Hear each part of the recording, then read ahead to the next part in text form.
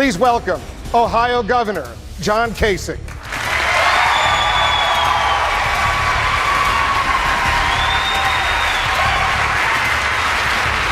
Senator Ted Cruz of Texas.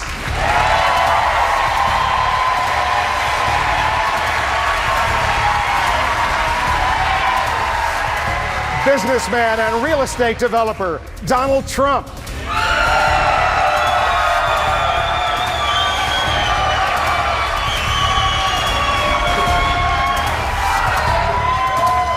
Senator Marco Rubio of Florida.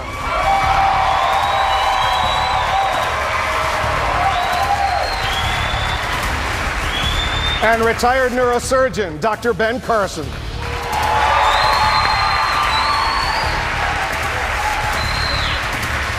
Ladies and gentlemen, welcome the Republican candidates for President of the United States.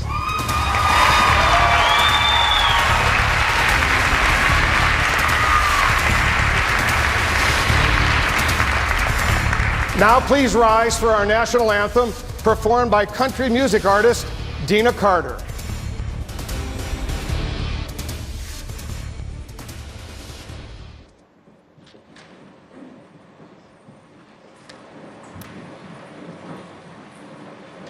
Oh, say, can you see by the dawn's early light what so proudly we hailed at the twilight's last gleaming, whose broad stripes and bright stars through the perilous fight o'er the ramparts we watched were so gallantly streaming, and the rocket's red glare, the bombs bursting in air, gave proof through the night that our flag was still there.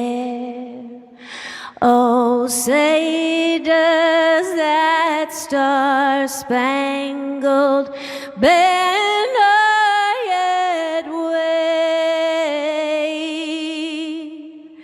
for the land of the free and the home of the brave?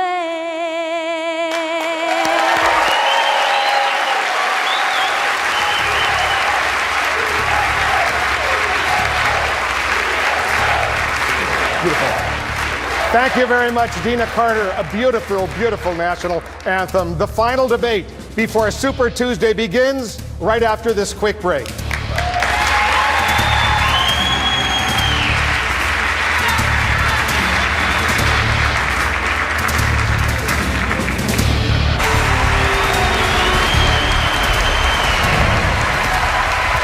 Welcome back to the University of Houston and the Republican presidential debate. The candidates, they are now in place. Their positions were selected based on their standing in the delegate race through Nevada, with the top candidate in the center and the others extending outward. I want to tell you how tonight's debate will work. As moderator, I will guide the discussion, asking questions and follow-ups, as will Maria Celeste, Dana Bash, and Hugh Hewitt. Candidates, you'll have 1 minute and 15 seconds to answer, and 30 seconds for follow-ups and rebuttals. We have timing lights that are visible to the candidates. Those lights will warn you when your time is up, and as the candidates requested, a bell will sound like this. We know you all want to jump in and debate these critically important issues, but please wait until you're called on. These are the rules all of the candidates have agreed to. It's time for the candidates to introduce themselves right now. You'll each have 30 seconds. Dr. Carson, you're first. If someone had tried to describe today's America to you 30 years ago, you would have listened in disbelief. Americans know that our nation is heading off the abyss of destruction, secondary to divisiveness, fiscal irresponsibility, and failure to lead. Marco, Donald, Ted, John, we will not solve any of these problems by trying to destroy each other. What we need to do is be looking for solutions tonight. It's not about us, it's about the American people.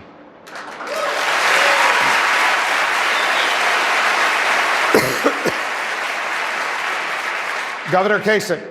Well, you know, on the way over here, even getting ready earlier and sitting in the green room and watching the early coverage, you know, my father carried mail on his back, and his father was a coal miner. And my mother's mother was an immigrant, could barely speak English. And I'm standing on this stage. It's pretty remarkable. But I want to tell you, there's a lot of young people watching tonight.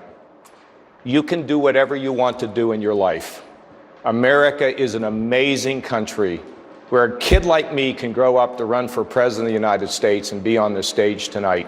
So to all the young people that are out there, your hopes, your dreams, pursue them. Shoot for the stars. America's great, and you can do it. Thank you, Wolf.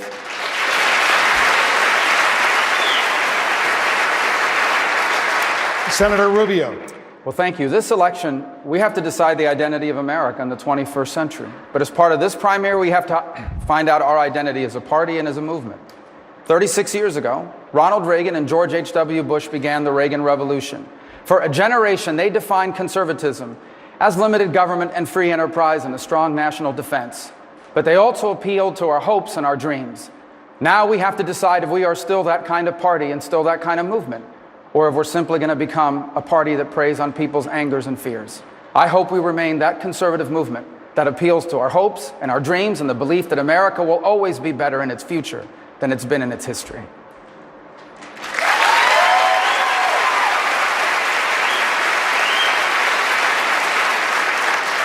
Senator Cruz. Welcome to Texas. Here, Texas provided my family with hope.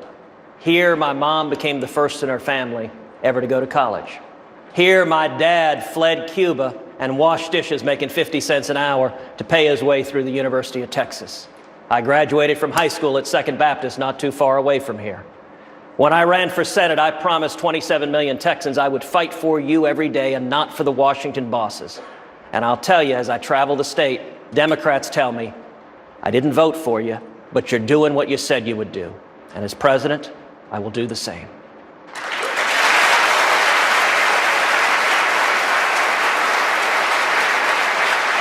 Mr. Trump. Thank you.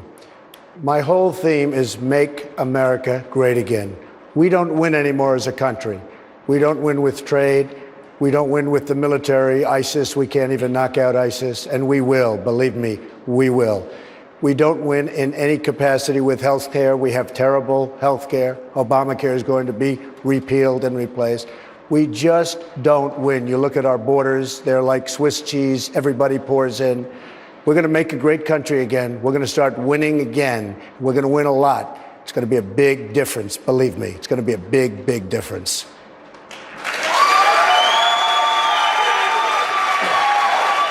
Thank you very much. It's now time to begin questions. Voters in the first 4 states have spoken, and Mr. Trump has emerged as the front runner. But in 5 days, the candidates will face their biggest test yet, Super Tuesday, when nearly half of the delegates needed to win the Republican nomination will be awarded. And the biggest prize of the night is Texas.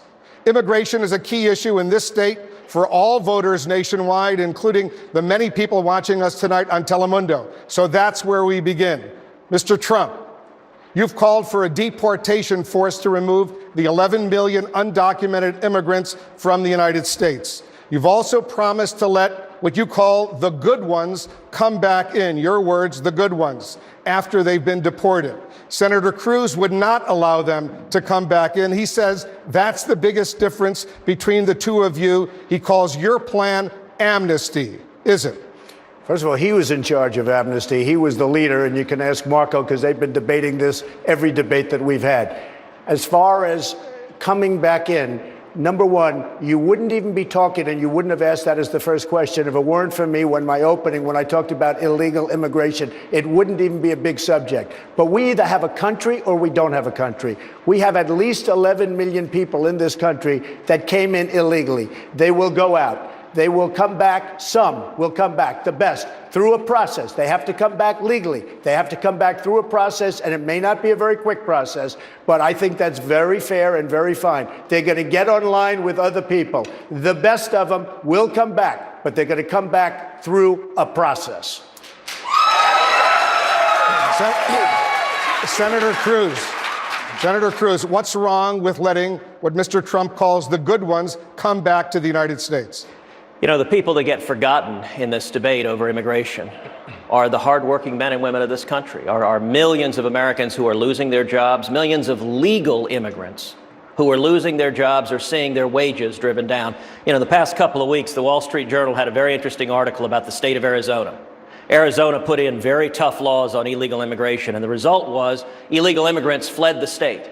And what's happened there, it was a very interesting article. Some of the business owners complained that the wages they had to pay workers went up. And from their perspective, that was a bad thing. But what the state of Arizona has seen is the dollars they're spending on welfare, on prisons, on education, all of those have dropped by hundreds of millions of dollars. And the Americans, and for that matter, the legal immigrants who are in Arizona, are seeing unemployment drop, are seeing wages rise. That's who we need to be fighting for. Listen, we have always welcomed legal immigrants, but I think it is a mistake to forgive those who break the law, to allow them to become U.S. citizens. And that's why I've led the fight against granting citizenship to those here illegally, and that's why I will do the same thing as president.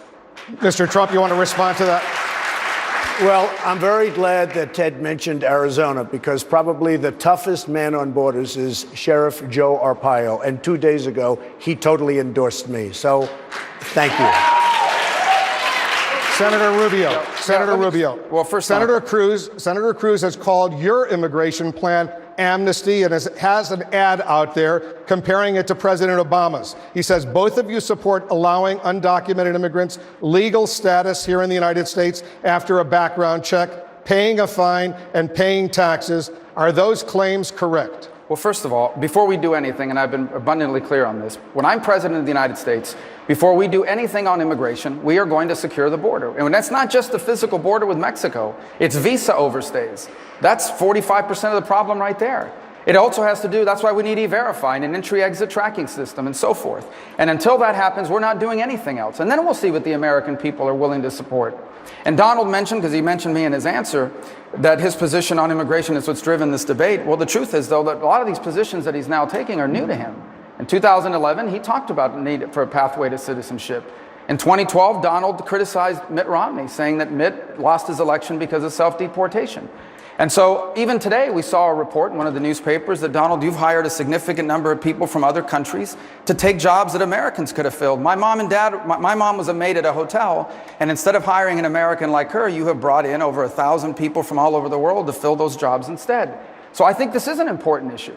And I think we all realize increasingly that's an important issue for the country that's been debated for 30 years, but finally needs to be solved once and for all. Mr. Trump? Well, first of all, self-deportation is people are going to leave as soon as they see others going out. If you look at Dwight Eisenhower in the 1950s, they started moving people out and the rest of them left. Self-deportation, as I really define it, and that's the way I define it, is you're going to get some to go and the rest are going to go out. As far as the people that I've hired in various parts of Florida during the absolute prime season, like Palm Beach and other locations, you could not get help. It's the up season. People didn't want to have part-time jobs. They were part-time jobs, very seasonal, 90-day jobs, 120-day jobs, and you couldn't get. Everybody agrees with me on that. They were part-time jobs. You needed them, or we just might as well close the doors because you couldn't get help in those hot sections of Florida.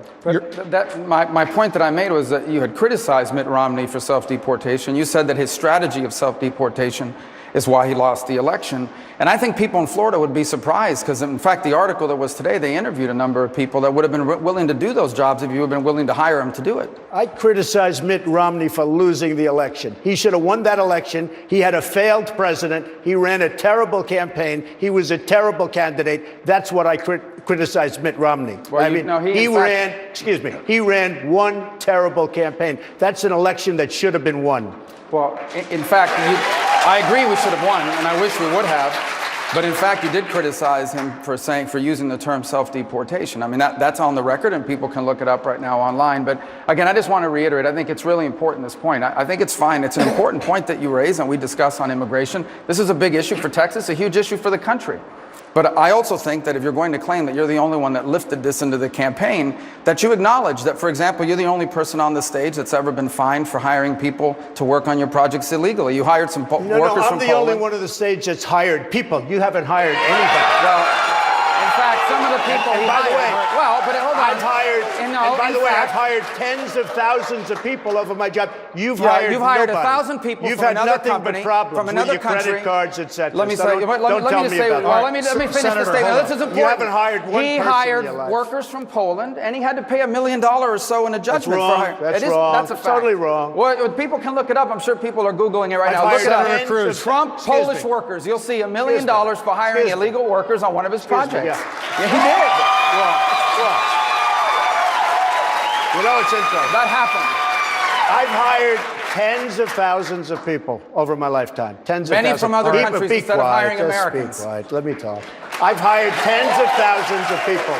He brings up something from 30 years ago. It worked out very well. Everybody was Yeah, you happy. paid $1 million. And by the way, the laws were totally different. All right. That was a whole different Wow. world. Thank you. right. But I've hired people. Nobody up here has hired Senator anybody. Cruz, you say you want to deport the 11 million undocumented immigrants, but you never want to allow them to come back to the United States. What would happen to the children who are U.S.-born citizens whose parents will be deported under your plan? Well, existing law provides that those who are deported cannot come back here legally. U.S. citizens can come back. That's existing law. But let me say, Wolf, I really find it amazing that Donald believes that he is the one who discovered the issue of illegal immigration. I can tell you, when I ran for Senate here in the state of Texas, I ran promising to lead the fight against amnesty, promising to fight to build a wall. And in 2013, when I was leading the fight against the Gang of Eight amnesty bill, where was Donald? He was firing Dennis Rodman on Celebrity Apprentice. And indeed, if you look at the Gang of Eight, one individual on this stage broke his promise to the men and women who elected him and wrote the amnesty bill. But Donald funded the Gang of Eight. If you look at the 8 members of the Gang of Eight, Donald gave over $50,000 to 3 Democrats and 2 Republicans. And when you're funding open border politicians, you shouldn't be surprised when they fight for open borders. And I think if you want to know who actually will secure the borders and follow through, you ought to ask who has a record before they were a candidate for president of fighting to secure the borders and stop amnesty. And I'm the only one on this stage that has that record. And by the way, Marco is exactly right that a federal court found Donald guilty of being part of a conspiracy to hire people illegally and entered a $1 million judgment against them. Mr. Trump.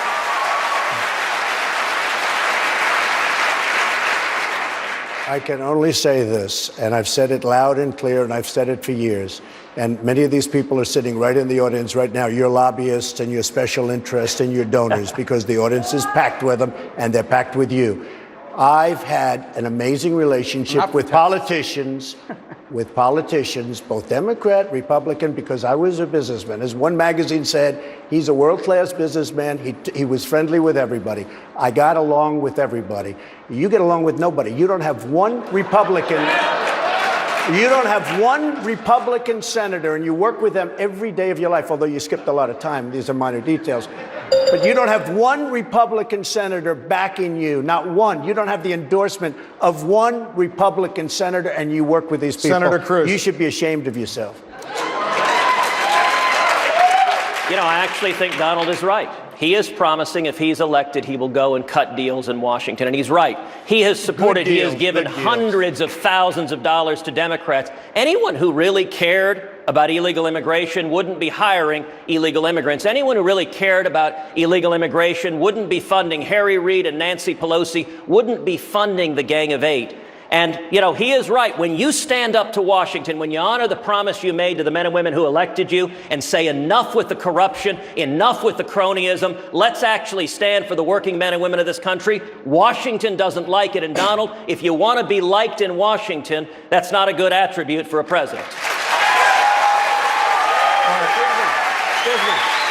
Hey, Here's a man, Robin Hood. This is Robin Hood over here. He talks about corruption on his financial disclosure form. He didn't even put that he's borrowed money from Citibank and from Goldman Sachs, which is a total violation. He didn't talk about the fact that he pays almost no interest. He just left it off, and now he's going to protect the people from the big bad banks. We're going to move on to Governor Kasich. Governor Kasich, can I respond to that, Tack? you can respond, but let me get Governor Kasich in. He's been waiting patiently. Well, Governor Kasich, the idea, you've said this, and I want to quote you now. The idea that we're going to deport all these people is ludicrous, and everybody knows it. Those are your words. Should people be allowed to break the law just because it's not feasible to stop them?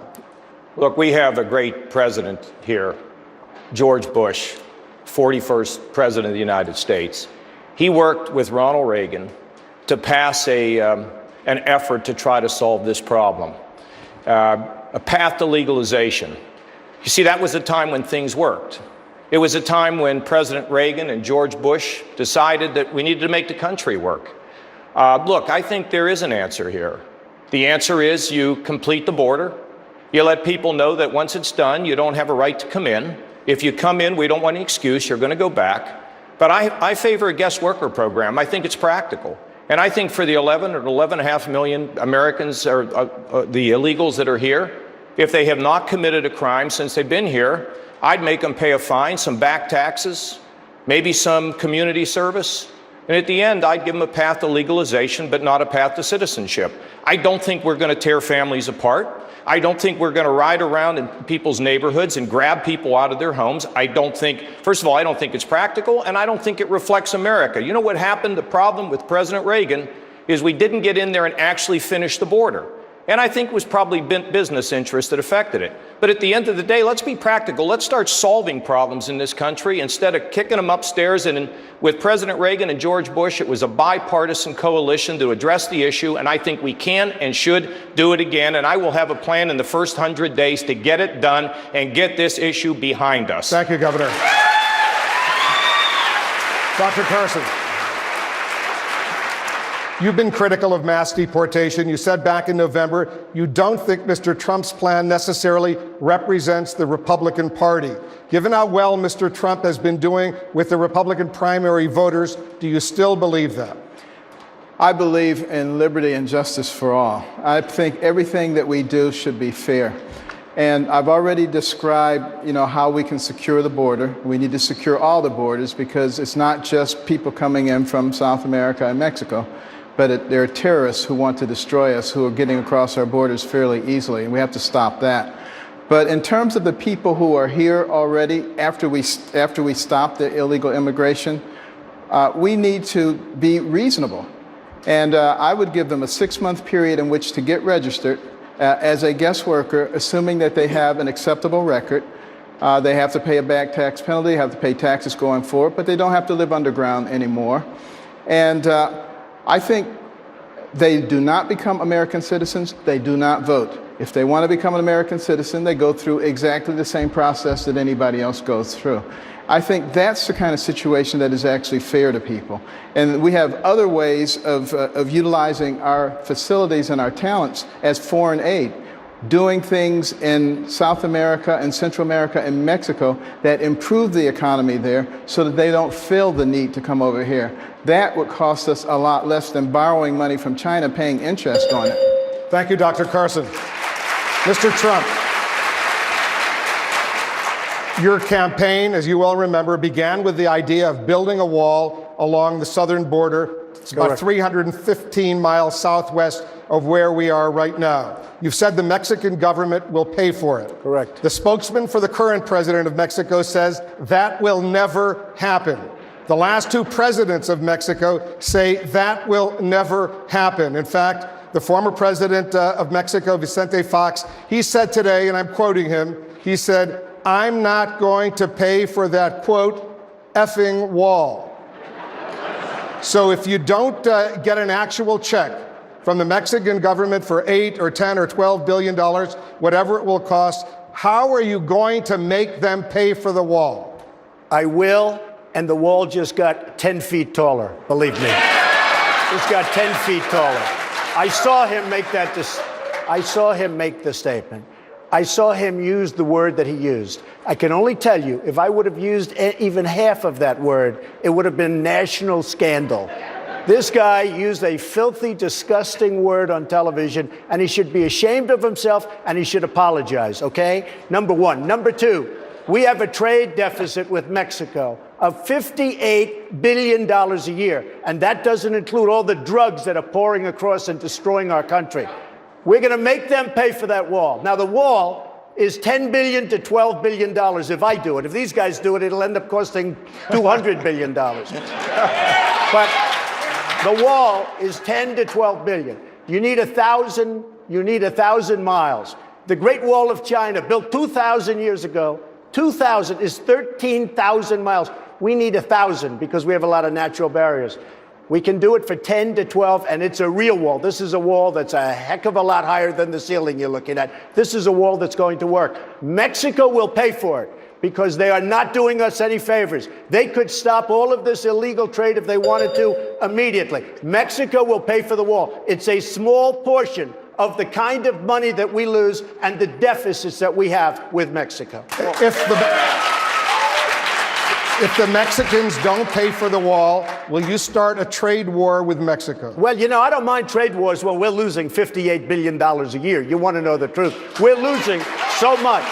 We're losing so much with Mexico and China. With China, we're losing $500 billion a year. And then people say, oh, don't we want to trade? I don't mind trading, but I don't want to lose $500 billion. I don't want to lose $58 billion. Mexico just took Carrier Corporation, maker of air conditioners. They just took Ford. They're building a $2.5 billion plant. They just took Nabisco out of Chicago. And I always say I'm not having Oreos anymore, which is true, by the way. But they just took a big plant from Nabisco into Mexico. They're taking our businesses. I don't mind. Senator Rubio. Yeah, a couple points. If he builds the wall the way he built Trump Towers, he'll be using illegal immigrant labor to do it. The second... So cute. Such a cute soundbite. But no, it's not a soundbite. It's a fact. Yeah, Again, go online and Google it. Donald Trump, Polish workers. You'll see it. The second thing about the trade war, I don't understand, because your ties and the clothes you make is made in Mexico and in China. So you're going to be starting a trade war against your own ties and your own suits. That's right. All right. You know why? Because why don't you they make them in devalue America? their currencies. No, they devalue their currencies. Well, then make them in America. That makes it well, you don't know anything about business. You lose on make them in America. Let me just tell you. They devalue their currencies. China, Mexico, everybody, Japan, with the cars. They devalue their currencies to such an extent that our businesses cannot compete with them. Our workers lose their jobs. So you make them in China and in Russia. you wouldn't know anything about it because you're a lousy Well, I don't know businessman. anything about bankrupting four companies. No, You bankrupted four companies. You know what? I don't know anything about. You know what?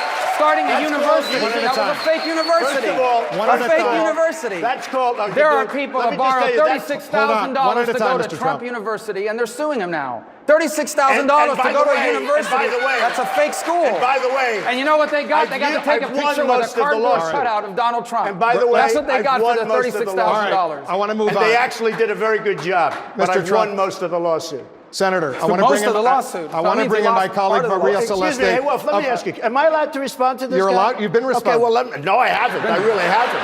He's talked through the whole thing.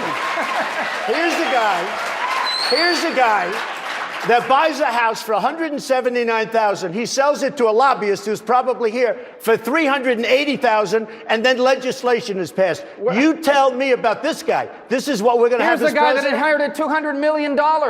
If he hadn't inherited $200 million, you know where Donald Trump would be right now? Selling watches in Manhattan. That is so wrong.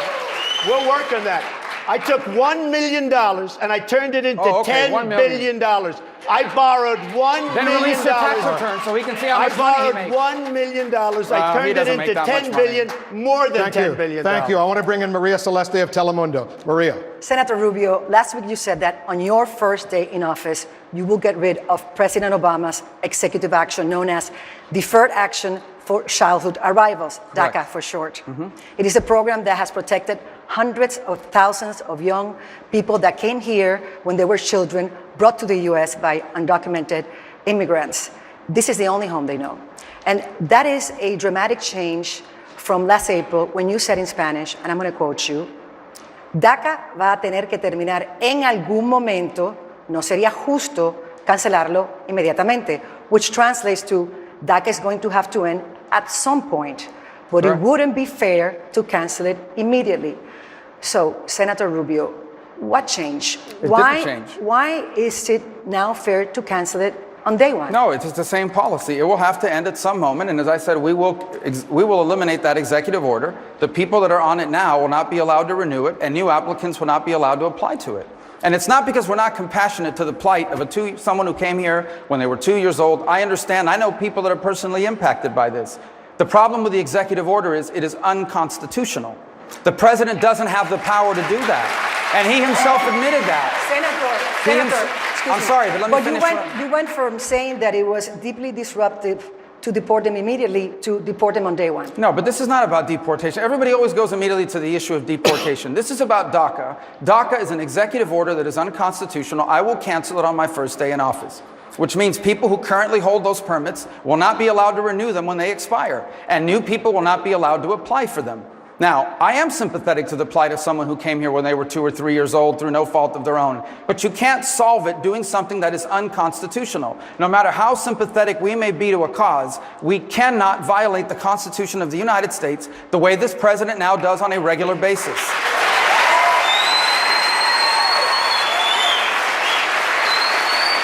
Senator Rubio, you accused Senator Cruz in a previous debate of lying when he said that you said one thing in Spanish and another one in English. So in what sense did he lie?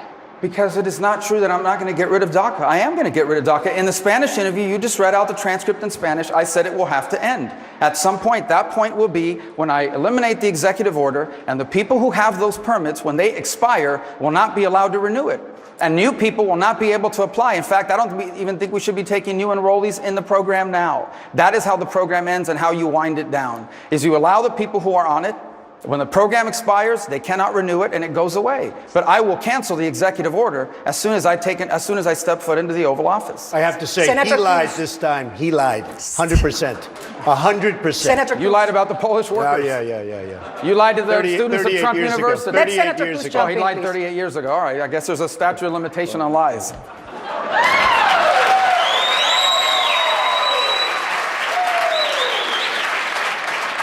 Well, Maria, I would note that you made the exact same point here that I made at the last debate, and you're right that Senator Rubio called me a liar for saying that. You know, we've all seen at home when Washington politicians say about an illegal or unconstitutional program, well, it'll have to end someday, not immediately, but someday in the future. That inevitably is when a politician doesn't plan to end it at all. You know, I'm reminded of that is the same position that Marco took in Iowa on ethanol subsidies. When I campaigned in Iowa and the lobbyists took on the corporate welfare and said we should have no ethanol subsidies, Marco's position was the same as it is towards illegal amnesty. Well, someday it should end, just not now. And frankly, I think we need a president who knows what he believes and is willing to say it on day one, not at the end of his term when it's somebody else's problem. That's not an accurate assessment of what I said about ethanol. What I said is ethanol will phase out. It is phasing out now. By 2022, that program expires by virtue of the existing law, and at that point it will go away. I don't agree with the mandate and the program that's in place, but I think it's unfair that these people have gone out and invested all this money into this program, and we're just going to yank it away from them. And again, you read the statement in Spanish. I said very clearly on Spanish television, DACA will have to end at some point, and that point is, at that time I was not a candidate for president. I said it will end on my first day in office as president, and the people who have it now will not be able to renew it, and new applicants will not be able to apply. That is the end of DACA. I am sympathetic to this cause, but once again, it cannot supersede the Constitution of the United States, which this president habitually and routinely every single day ignores and violates. Senator Cruz, you and Senator Rubio are the two candidates of Hispanic descent on this stage. As a matter of fact, you are the first Hispanic candidate ever to win a caucus or primary. And yet there is the perception in the Latino community that instead of trying to prove to Latinos who has the best plan, the best platform to help them, that you two are spending the time arguing with each other, trying to figure out which one is tougher on immigration in order to appeal to the majority of Republicans. So my question to you is, aren't you missing a huge opportunity to expand the Republican base? Well, Maria, listen, you are right. It is extraordinary that out of 5 people standing on this stage, that 2 of us are the children of Cuban immigrants. It really is an embodiment of the incredible opportunity and promise this nation provides. I would note that a lot of folks in the media have a definition of Hispanics, that you can only be Hispanic if you're liberal.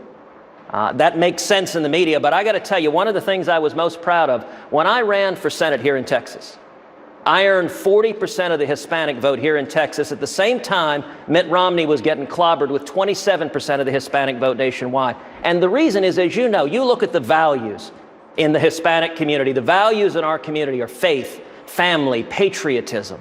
We've got the highest rate of military enlistment among Hispanics of any demographic in this country.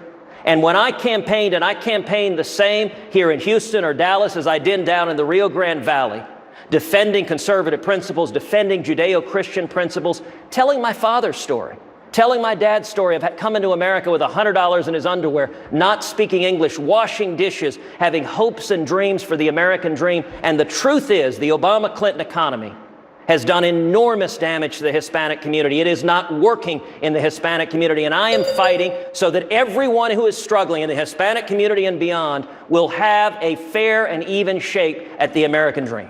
Governor Kasich. Maria, I was mentioned in that. I was mentioned in that statement. Governor Kasich, after the... I was mentioned, just because it's a Hispanic, and I'll be brief. A couple points. Number one, I do think it's amazing that on this stage tonight, there are 2 descendants of immigrants of Cuban origin and an African American. We are the party of diversity, not the Democratic Party. And the second point I would make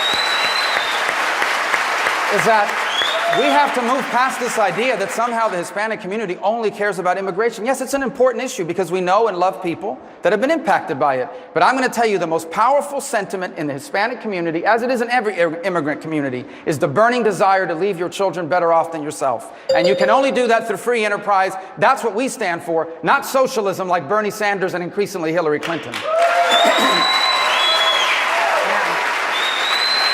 Governor Kasich, after the last presidential election, the Republican Party realized that in order to win the presidency, it needed the support of Latinos. Guidelines as to how to accomplish that were spelled out in an autopsy report that concluded, and I'm going to quote it, if Hispanic Americans hear that the GOP doesn't want them in the United States, they won't pay attention to our next sentence. So, do you think that your fellow Republican candidates get it?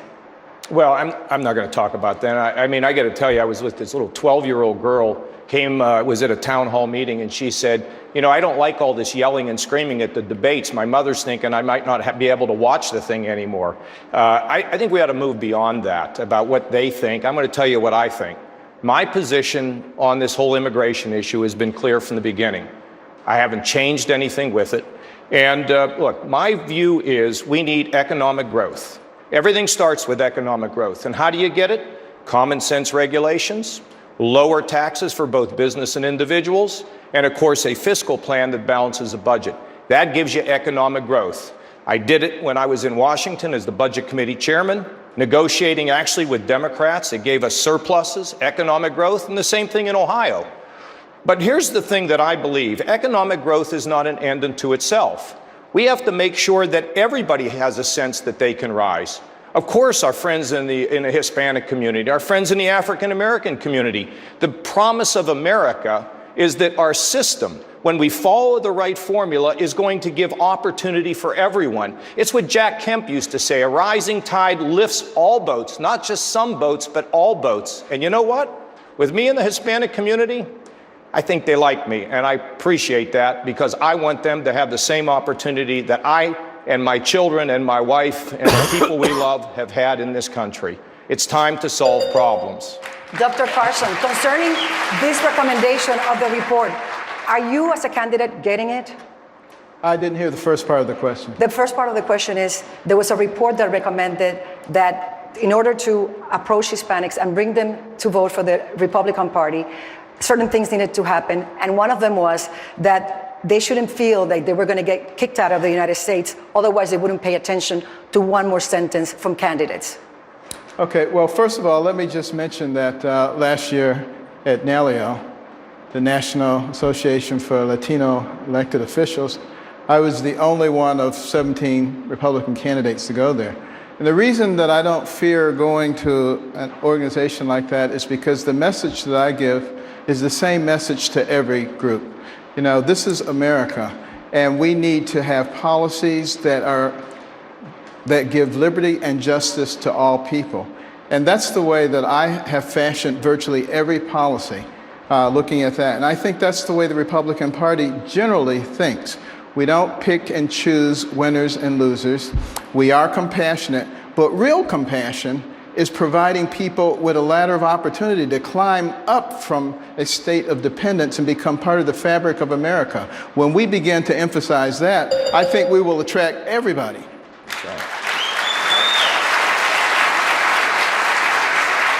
Mr. Trump, it is common knowledge that the Hispanic vote is very important in this race. You keep saying that Hispanics love you. True. And yes, you won the Hispanic vote in Nevada. True. But a brand new Telemundo poll says that 3 out of 4 Hispanics that vote nationwide have a negative opinion of you. They don't like you. Wouldn't that make you an unelectable candidate in a general election? First of all, I don't believe anything Telemundo says. You used to say that you love.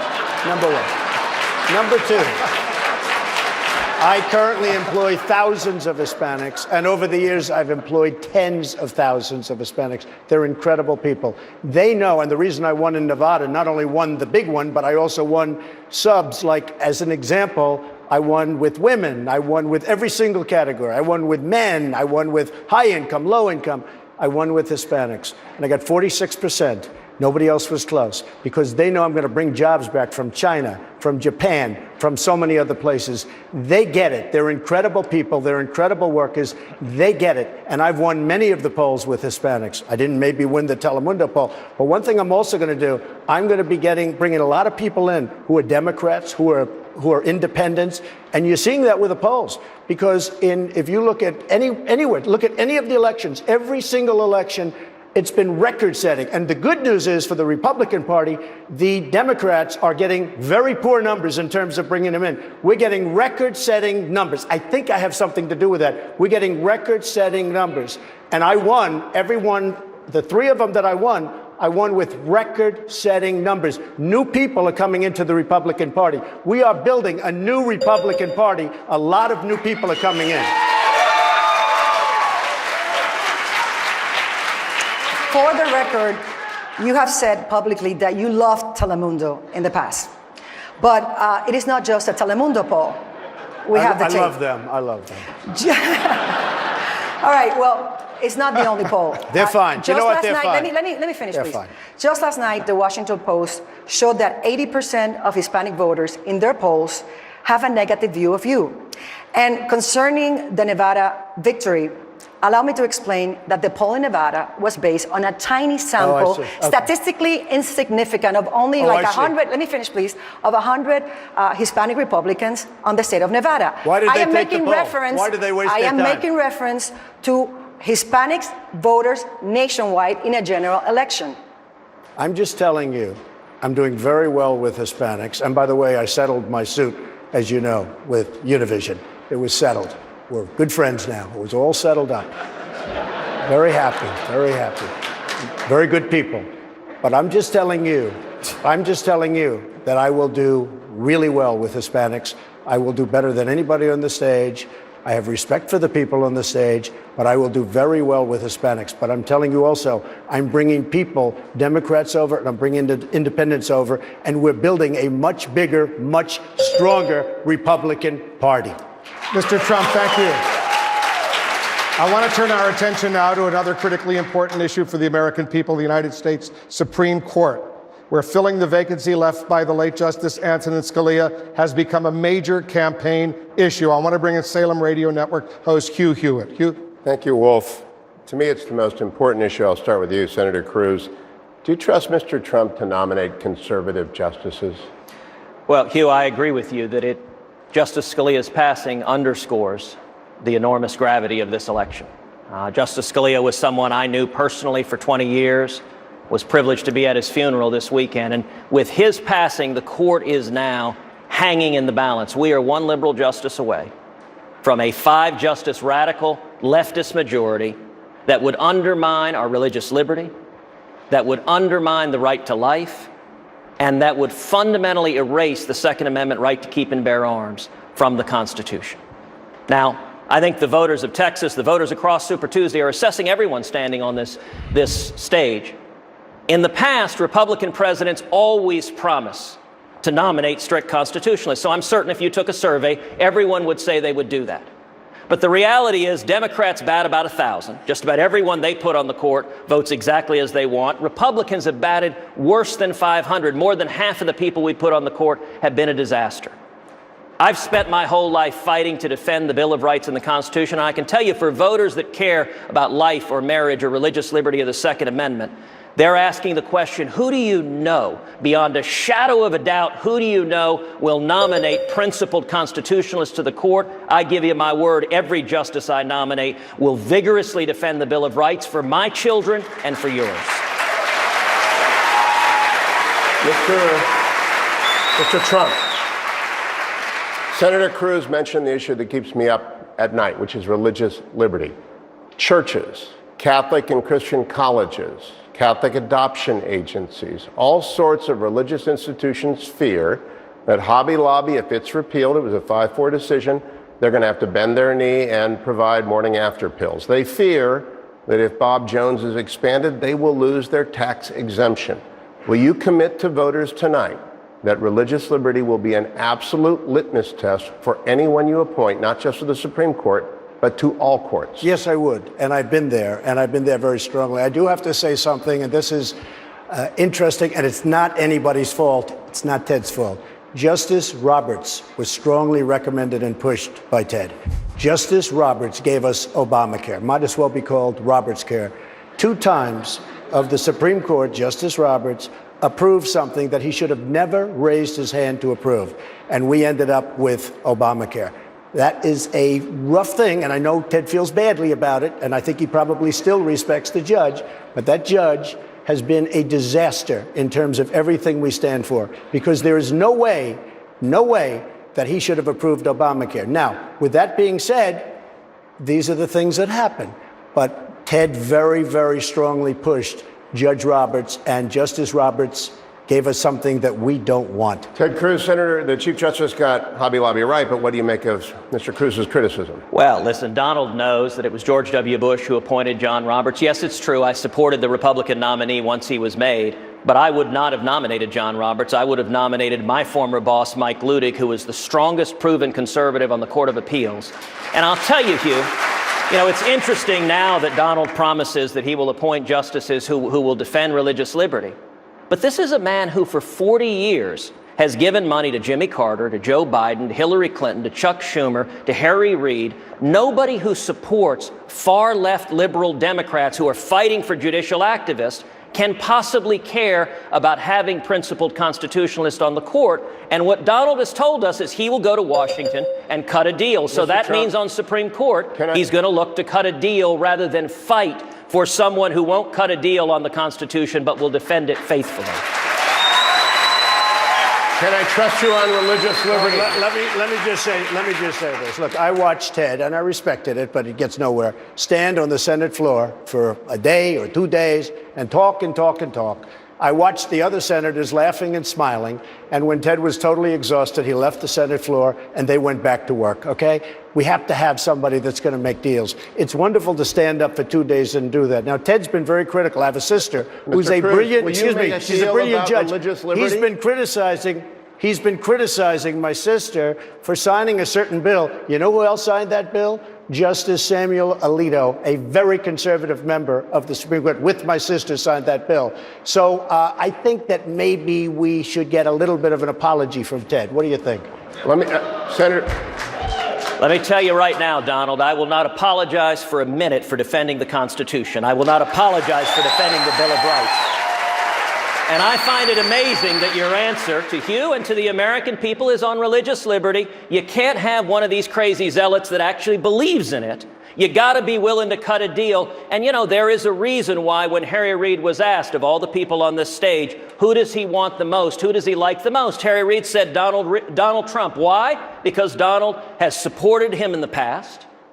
And he knows he can cut a deal with him. You know what, Donald? I don't want a Supreme Court justice that you cut a deal with Harry Reid to undermine religious liberty, because that same justice will also erase the Second Amendment from the Bill of Rights. When you say crazy zealot, are you talking about you, crazy zealot?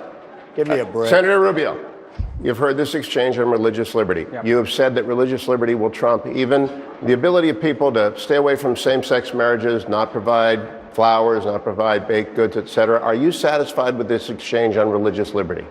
Well, I think you ask a very important question, because the issue here about the next president of the United States has to fill this vacancy. Justice Scalia, in the history of the Republic, there has never been anyone better than him at standing for the principle that the Constitution is not a living and breathing document. It is supposed to be applied as originally meant. And the next president of the United States has to be someone that you can trust and believe in to appoint someone just as good as Scalia, plus there may be at least 2 other vacancies. So you asked Mr. Trump to respond and say that he would, and he says that he would, but the bottom line is, if you look at his record over the last 25 or 30 years, on issue after issue, he has not been on our side. Now, if he's changed, we're always looking for converts into the conservative movement. But the bottom line is that you don't have a record there to look at and say, I feel at peace that when Donald Trump is president of the United States, he's going to be firmly on our side on these issues. In fact, very recently, he was still defending Planned Parenthood. He says he's not going to take sides in the Palestinians versus Israel. These are concerning things. And so, yes, I have a doubt about whether Donald Trump, if he becomes president, will replace Justice Scalia with someone just like Justice Scalia. Mr. Trump. Well, let me just say, first of all, I had great respect for Justice Scalia. I thought he was terrific. And if you talk about evolving, Ronald Reagan was a somewhat liberal Democrat. Ronald Reagan evolved into a somewhat strong conservative. More importantly, he was a great president, a great president. As far as Planned Parenthood is concerned, I'm pro-life. I'm totally against abortion having to do with Planned Parenthood. But millions and millions of women, cervical cancer, breast cancer, are helped by Planned Parenthood. So you can say whatever you want, but they have millions of women going through Planned Parenthood that are helped greatly. And I wouldn't fund it. I would defund it because of the abortion factor, which they say is 3%. I don't know what percentage it is. They say it's 3%, but I would defund it because I'm pro-life. But millions of women are helped by Planned Parenthood. Governor Kasich, back to religious liberty. You've been a little bit less emphatic. You've said same-sex couple approaches a cupcake maker. Sell them a cupcake. Can we trust you as much on religious liberty as the rest of these people? Well, you know, of course. I mean, and look, I was involved in just being a pioneer in a new church. Religious institutions should be able to practice the religion that they believe in. No question and no doubt about it. Now, in regard to same-sex marriage, I don't favor it. I've always favored traditional marriage. But look, the court has ruled, and I've moved on. And what I've said to you is that, look, you know, where does it end? If you're in the business of selling things, if you're not going to sell to somebody you don't agree with, okay, today I'm not going to sell to somebody who's gay, and tomorrow maybe I won't sell to somebody who's divorced. I mean, if you're in the business of commerce, conduct commerce. That's my view. And if you don't agree with their lifestyle, say a prayer for them when they leave and hope they change their behavior. But when it comes to the religious institutions, they are inviolate in my mind. And I would fight for those religious institutions. And look, I've appointed over 100 judges as governor. I even appointed a judge to the Ohio Supreme Court. And you know what they are? They're conservatives. Go check it out. They are conservatives. They don't make the law. They interpret the law. That's all they do. And they stick by the Constitution. So I will do that. But let's just not get so narrow here as to gotcha this or that. Dr. I think Carson, my position is clear. Let me wrap it up with you. Are their positions clear? Are the positions you've heard clear about the First Amendment and the First Freedom? Well, first of all, let me just add my praise to Justice Scalia. I first met him when we got an honorary degree together a long time ago. Tremendous wit and intellect. As far as religious freedom is concerned, one of the basic tenets of this nation. And I believe that the Constitution protects all of our rights, and it gives people who believe in same-sex marriage the same rights as everybody else. But what we have to remember is even though everybody has the same rights, nobody gets extra rights. So nobody gets to redefine things for everybody else and then have them have to conform to it. That's unfair. And this is the responsibility of Congress to come back and correct what the Supreme Court has done. That's why we have divided government. And we're going to have to encourage them to act in an appropriate way, or we will lose our religious freedom. And as president, I would go through and I would look at what a person's life has been. What have they done in the past? What kind of judgments have they made? What kind of associations do they have? That will tell you a lot more than an interview will tell you. The fruit salad of their life is what I would look at. Thank you, Dr. Carson. All of you want to repeal and replace Obamacare, so let's talk about your plans, specific plans to replace it. I want to bring in our chief political correspondent, Dana Bash. Senator Rubio, you said yesterday right here in Houston that Mr. Trump thinks part of Obamacare is pretty good.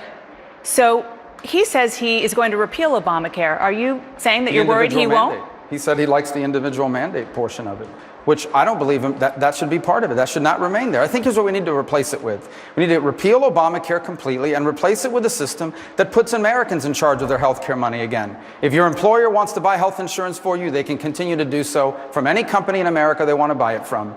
Otherwise, your employers can provide you health care money, tax-free, not treated as income, and you can use that money only for health care, but you can use it to fund health care any way you want. Fully fund a health savings account, the combination of a health savings account or a private plan from any company in any state in the country. And if you don't have that, then you will have a refundable tax credit that provides you health care money to buy your own health care coverage. And that, I think, is a much better approach than Obamacare, which, by the way, isn't just bad for health care, it's bad for our economy. It is a health care law that is basically forcing companies to lay people off, cut people's hours, move people to part-time. It is not just a bad health care law, it is a job-killing law, and I will repeal it as president, and we will replace it with something substantially better for all Americans. Mr. Trump,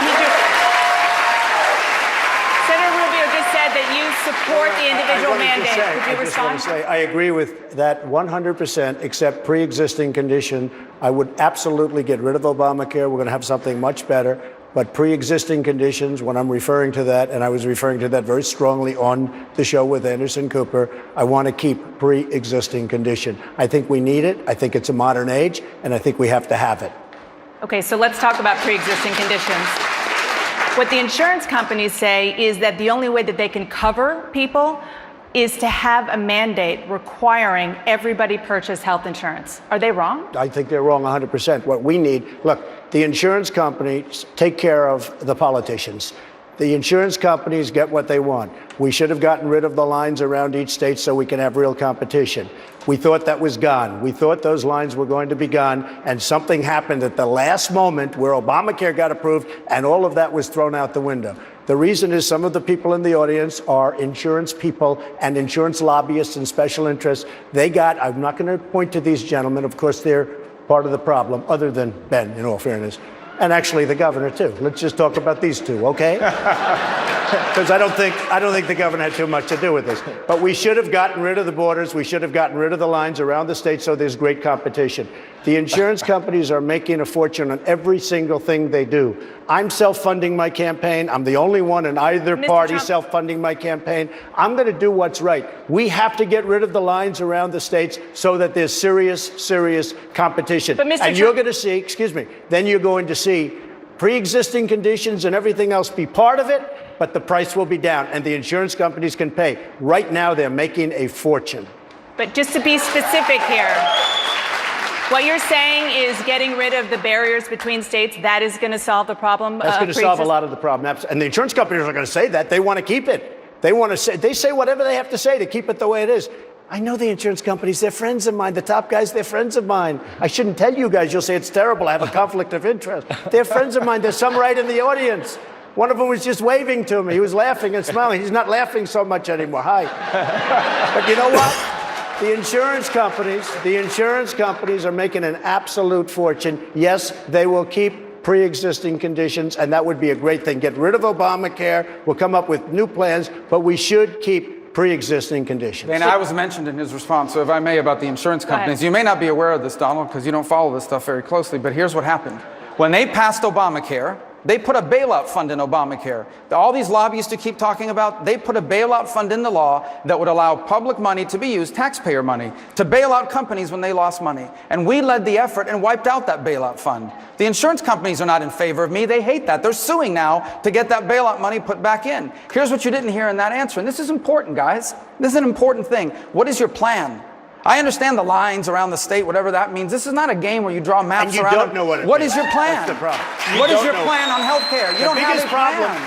The biggest Well, what problem is- he I'll doesn't give him know. 1 minute The of my biggest time to tell me problem his he's plan. got is he What's his doesn't know. plan? You know, I watched him melt down 2 weeks ago with Chris Christie. I got to tell you, the biggest problem he's got is he really doesn't know about the lines. The biggest thing we've got, and the reason we have no competition, is because we have lines around the state, and you have we already essentially mentioned that as part of my monopolies in the plan. state. I know what that is. You But don't what know- else I is don't part think of you your know plan? much. So I your don't only know. thing is to get rid of the lines around the states. What else is part of your What health care the plan? lines around the states mean. That's your only and it was plan. almost done. No. You know All what right, that does? I'll that give him brings time in of mind. He can excuse tell me, us his plan. Excuse me.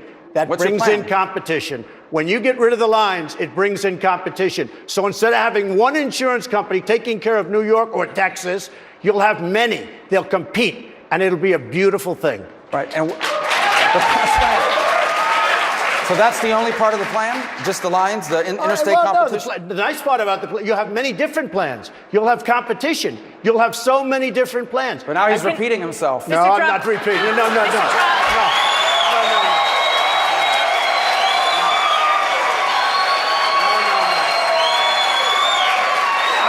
I don't repeat myself. You don't repeat yourself. Here's the guy who repeats himself. You repeat yourself every day. I watched him, talking about repeating, I watched him repeat himself 5 times 4 weeks ago. And I saw want to you tell repeat yourself 5 it times was a 5 meltdown. seconds ago. I watched him melt down on the stage like I've never seen anybody. let's stay I thought he focused came on out of the a swimming substance. pool. I said, well, Let's talk I see him about repeat your himself plan. every night. It says 5 things. Everyone's dumb. Senator He's going to Rubio. make America great Senator again. We're going to Rubio. win, win, win. Senator He's Rubio, winning in the please. polls. It's all true. And the Please lines stop. around the state. Every night. Same thing. Senator Rubio. I tell the truth. I tell Senator the Rubio, truth. you will have time to respond if you All would right. just let Mr. Trump respond to what Yeah, you he's just gonna give us posed his to plan him. now, right? If Okay. you could talk a little bit more about your plan. I know you talked about No, the we're going to interstate. have many different plans you because give there's us going to be specific? competition. Said it again. There's going to be competition. There is going to be competition among all of the states and the insurance companies. They're going to have many, many different plans. Is there anything else you would like to add to that? as part of No, your there's plan? nothing to add. What's to add? What is to add? Thank you both. All right. Governor Kasich, you've said it is, quote, un-American to deny someone health insurance if they have a pre-existing condition. Would you leave the individual mandate in place, requiring all Americans to purchase insurance? No, I wouldn't. But that doesn't matter when it comes to the issue of pre-existing conditions. You don't want any American to lose their house, everything they've saved, because they get sick. Now, I think it is more complicated than what we've heard here tonight. We're actually running significant health reform in my state. I would repeal Obamacare for a variety of reasons. I would take some of the federal resources, combine it with a freed up Medicaid program, which I would send back to the states, and cover the people who are currently the working poor, because we don't want to have tens of millions of Americans losing their health insurance. And then we're driving towards total transparency. If any of you here ever get a hospital bill, it's easier to interpret the Dead Sea Scrolls than to understand your hospital bill. The fact is, what we need is transparency with hospitals and with the providers. And I'll tell you what we will do.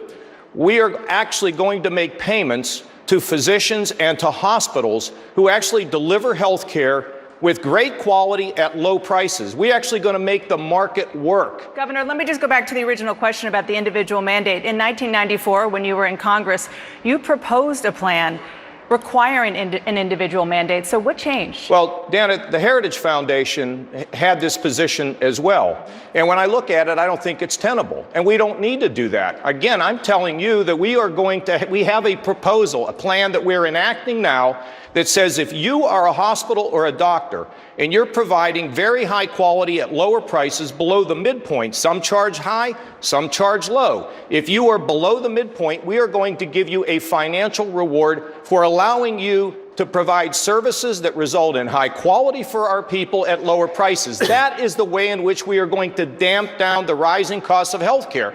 Because if you think about your own deductibles today, they're going higher, higher, and higher. And you know what? At some point, people can't afford it. Our plan will work. It uses the market. It uses transparency. It gets the patient in the middle. And guess what? We're actually doing it in my state, the 7th largest state in the country. And if this will go national, we will get our hands on health care where you will know what's going on. We will pay for quality, lower prices, and we will begin to see health care become affordable in America, and where people will also be able to have health insurance even if they have a pre-existing condition. We don't want to throw millions of people out into the cold and not have the health insurance, Dana. So that's really what we're doing. This is not a theory. This is what we are actually doing in our state. We will begin payments next year based on episodes that we have in our lives. If our primary care physicians keep us healthy for a year with really high quality, guess what? They will get a financial reward. Our primary care physicians need help. They need support. We're losing them. This will allow them to get a reward for doing Governor a great Kasich, job. thank you. Thank you. Dr. Carson. Dr. Carson, you have dealt with the sickest of patients. You support covering pre-existing conditions. How would you change Obamacare but maintain that coverage? Well, first of all, health care is not a right, but I do believe it is a responsibility for a responsible society, and we are that. We spend almost twice as much per capita on health care as many other nations who have actually much better access than we do. I propose a system in which we use health empowerment accounts, which are like a health savings account with no bureaucrats. And we give it to everybody from birth until death. They can pass it on when they die. We pay for it with the same dollars that we pay for traditional health care with. We give people the ability to shift money within their health empowerment account within their family. So if dad's $500 short, mom can give it to him, or cousin or uncle. And it makes every family their own insurance carrier with no middleman. It gives you enormous flexibility. And also, you know, if Uncle Joe is smoking like a chimney, everybody's going to hide his cigarettes because they're all interested in what's going on there. Also, your catastrophic health care is going to cost a lot less money now because the only thing coming out of that is catastrophic health care. So it's like a homeowner's policy with a large deductible versus a homeowner's policy where you want every scratch covered. One costs $1,500 a year, one costs $10,000 a year. You can buy the $1,500 one. That will take care of 75% of the people. The people who are indigent, how do we take care of them now? Medicaid. What's the Medicaid budget? Almost $500 billion. Almost 80 million people participate, which is way too many, and that'll get a lot better when we fix the economy, which I hope we get a chance to talk about. But do the math, over $5,000 for each man, woman, and child, and they will have a lot more flexibility. What could you buy with that? A concierge practice. And you could still have thousands of dollars left over. And let me just finish, because I don't get to talk that much. And, you know, you have the money that's left over to buy your catastrophic insurance, but most importantly, we give them a menu just like we do on Medicare Part C, and they have the choices that will allow them not only to have catastrophic health care, but drug care and everything else. It will be such a good program that nobody will want Obamacare after that, and that's probably the best way to do it, although if anybody still did, I would still defund it. Thank you. Thank you, Dr. Carson. Let's talk about the economy. Let's talk about the economy. Wolf, does everyone get to address Obamacare but me? I want to move on, but there'll be plenty of opportunities for you to address. It's kind of an issue I have a long history with. I know you do. And all right, go ahead. Thank you, Wolf. How do you get that extra time, Cruz? You're very good at. You know, this is another issue on which Donald and I have sharp disagreements. On Planned Parenthood, he thinks Planned Parenthood is wonderful. I would instruct the Department of Justice to investigate them and prosecute any and all criminal violations. On Obamacare, both Donald and I say we want to end it, but for very different reasons. I want to end it because it goes too far, it's killed millions of jobs, and it's hurting people's health care. Donald wants to end it because he says it doesn't go nearly far enough. And what was amazing in that exchange that was missing is for decades, Donald has been advocating socialized medicine. What he said is the government should pay for everyone's health care. And in fact, a couple of debates ago, he said, if you don't support socialized health care, you're heartless. Now, liberal Democrats have been saying that for years. Now, let me tell you, if you're a small business owner, Donald Trump's socialized medicine, putting the government in charge of your health care, would kill more jobs than Obamacare. And if you're elderly, the results of socialized medicine in every country on earth where it's been implemented has been rationing, has been the government saying, no, you don't get that hip replacement, you don't get that knee replacement. The government is in charge of your health care. I'll tell you this, as president, Senator, I will repeal every word of Obamacare. Thank you. Mr. Trump. I do not want socialized medicine, just so you understand. He goes around saying, oh, he wants it. I do not want socialized medicine. I do agree with him that it's going to be a disaster, Obamacare, for the economy. In 2017, it's going to be impossible for us to pay for it if you look at what's going on. That's why it has to be repealed, for a lot of reasons. Number one, it doesn't work. Number two, premiums, you look at premiums going up 25, 35, even 45% and more. We have to get rid of Obamacare. It is going to destroy our economy completely. Our economy is not doing well. It is going to destroy our economy greatly. And on that, I agree. Donald, true or false, you've said the government should pay for everyone's health care? That's false. You've never said that? No, I never. I said it worked in a couple of countries, but you've never stood on this debate stage and says it works great in Canada and Scotland, and we should do it here. Did you say if you want people to die on the streets, if you don't support socialized health care, you have no heart? I will not let people die on the streets if I'm president. Have you said you're a liberal on health care? Excuse me, let me talk. Talk away. Explain your plan, please. My plan is very simple. I will not, we're going to have private health care, but I will not allow people to die on the sidewalks and the streets of our country if I'm president. You may let it, and you may be fine with it. So does the government pay for everyone's health care? We are going to take those people and they're going to Just answer the question. Excuse me. We are going to take those people, and those people are going to be serviced by doctors and hospitals. We're going to make great deals on it, but we're not going to let them die in the streets. Who pays for it? Who Can I just clarify something? Senator, gentlemen, I want please. to clarify something. Gentlemen, this please, is a I want to Republican move on. debate, right? I want to talk because about that attack the about economy. letting people die in the streets if the government doesn't support health care. Gentlemen, all of you have refusing to answer that Call question. it what you want. You know what? Call it what you want. It's a yes or no. Call it what you want. People are not going to be dying on the sidewalks. All of you have agreed to the rules. I want to move on. We're talking about the economy right now. Mr. Trump, you want to cut taxes more than President Ronald Reagan did, more than President George W. Bush did. The Independent Tax Foundation says the cost to the country of your proposal would be about $10 trillion, and that takes into account the economic growth that would emerge from your proposed tax cuts. How would you cut $10 trillion over 10 years but make sure the country isn't saddled with even more debt? Because the country will become a dynamic economy, will be dynamic again. If you look at what's going on, we have the highest taxes anywhere in the world. We pay more business tax, we pay more personal tax, we have the highest taxes in the world. It's shutting off our economy, it's shutting off our country. We have trillions of dollars outside that we can't get in. Yes, we will do my tax plan and it will be great. We will have a dynamic economy again. What specific cuts will you make to pay for that tax cut? We're going to make many cuts in business. We're going to get rid of so many different things. Department of Education, Common Core is out. We're going local. Have to go local. Environmental protection. We waste all of this money. We're going to bring that back to the states. And we're going to have other many things. We are going to cut many of the agencies. We will balance our budget, and we will be dynamic again. Mr. Trump, if you eliminate completely the Department of Education as you have proposed, that's about $68 billion. If you eliminate the Environmental Protection Agency, that's about $8 billion. That's about $76 billion for those two agencies. The current deficit this year is $544 billion. Where are you going to come up with the money? Fraud, and abuse all over the place. Waste, fraud, and abuse.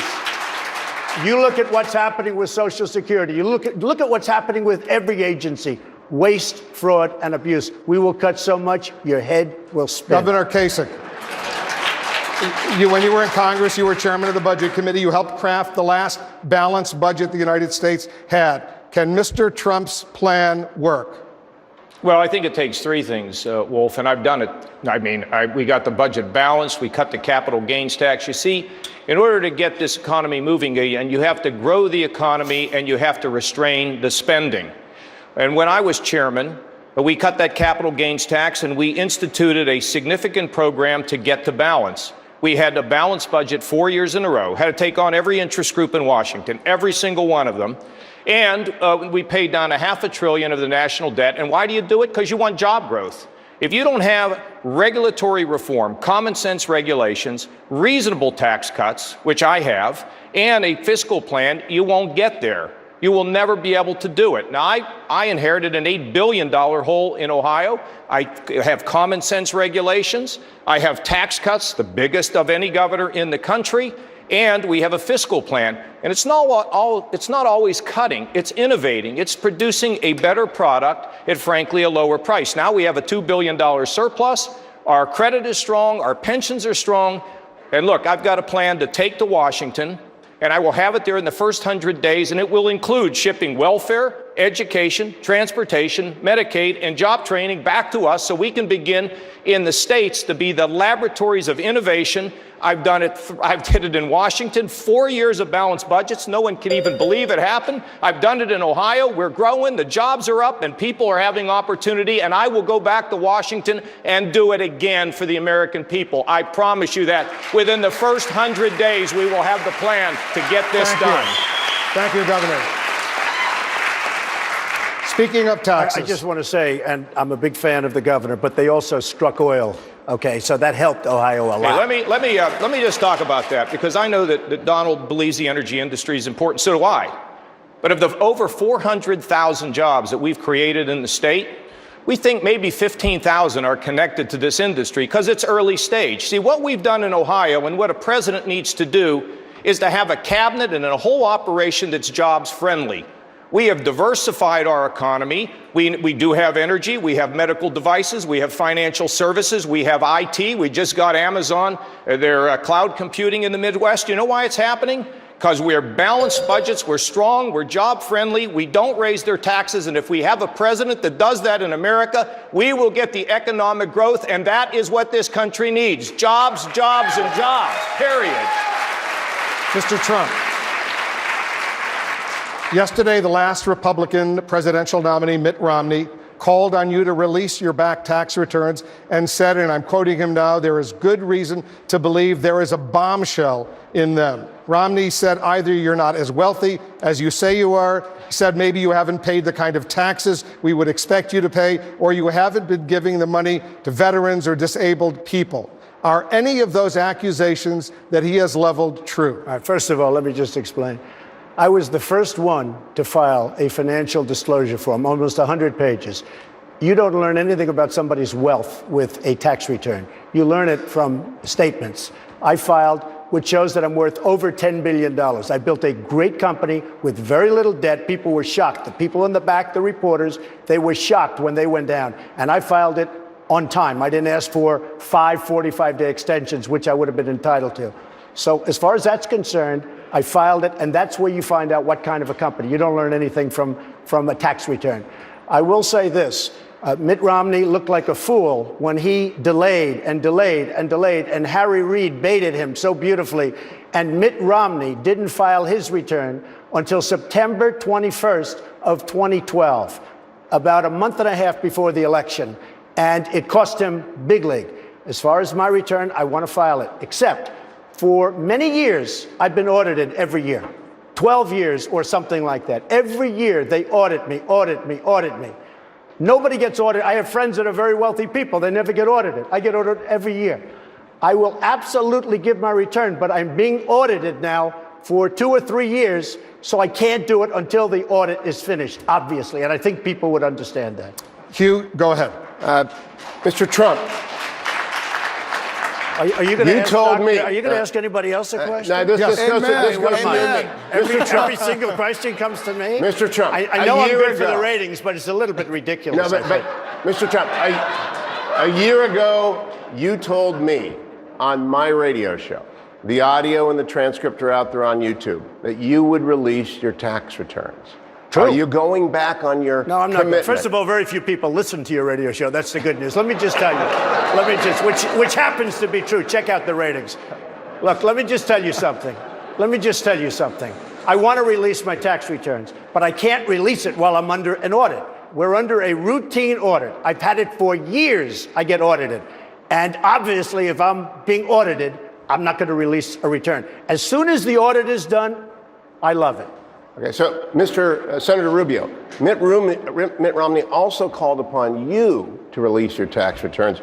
Your campaign said last spring that you would release your returns that you had not previously released, and you'd say come out any day momentarily. When are we going to see your return? Yes, tomorrow or Saturday, in fact, is our plan to release them, and there's nothing really that interesting in them, so I have no problem releasing them.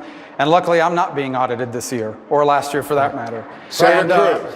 This is my time. I want to go back to this question you asked about the debt. This is an important issue. It's a huge issue, okay? In less than 5 years, 83% of our entire budget will be made up of Social Security, Medicare, Medicaid, and the interest on the debt. That means only 17% of our budget will be for things like the military or the Department of Education or environmental protection issues. You cannot balance our budget unless you deal with that 83%. Which is why I've been repeatedly talking about, since my time running for the Senate in Florida, where there are a lot of people like my mother that depend on Social Security and Medicare, on the need to save those programs by reforming the way they work for future generations. And I think the longer we take to do this, the closer we are going to get to a debt crisis. And Wolf, you did not get an answer to your question.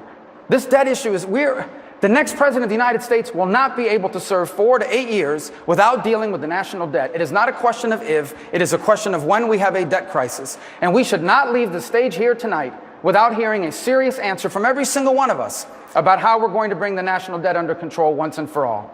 Thank you, Senator Rubio, but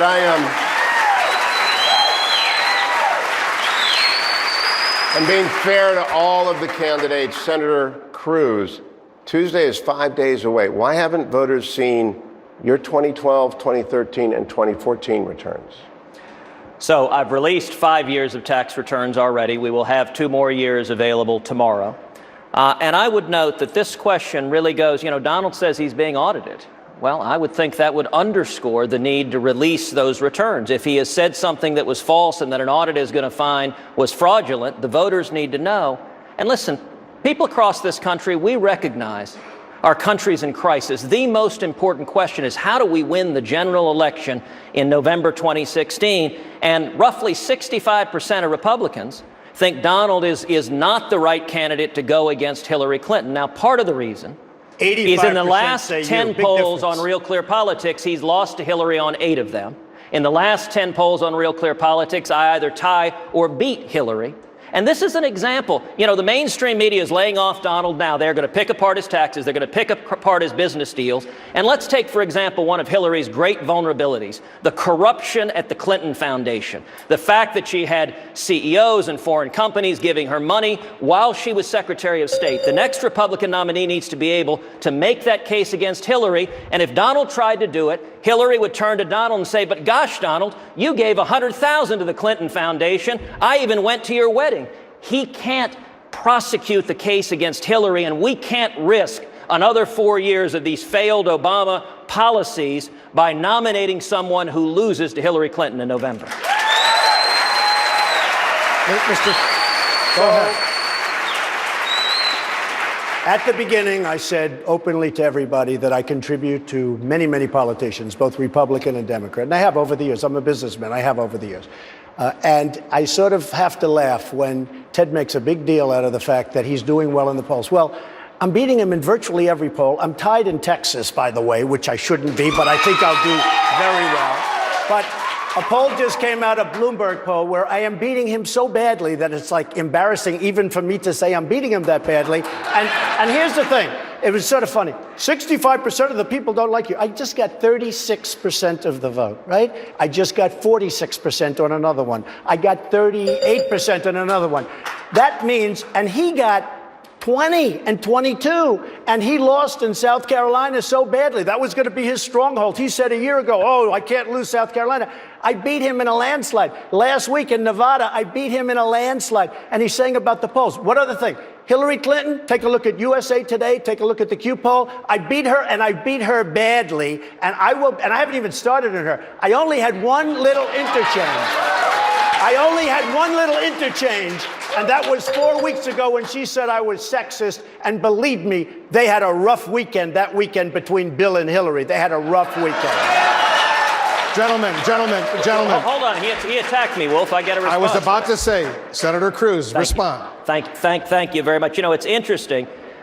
Donald went on an extended tirade about the polls, but he didn't respond to any of the substance. He has yet to say he can release past year's tax returns. He can do it tomorrow. He doesn't want to do it because presumably there's something in there that is bad. If there's nothing, release them tomorrow. They're already prepared. The only reason he's not releasing them is because he's afraid that he will get hit. You know, Marco made reference earlier to the litigation against Trump University. It's a fraud case.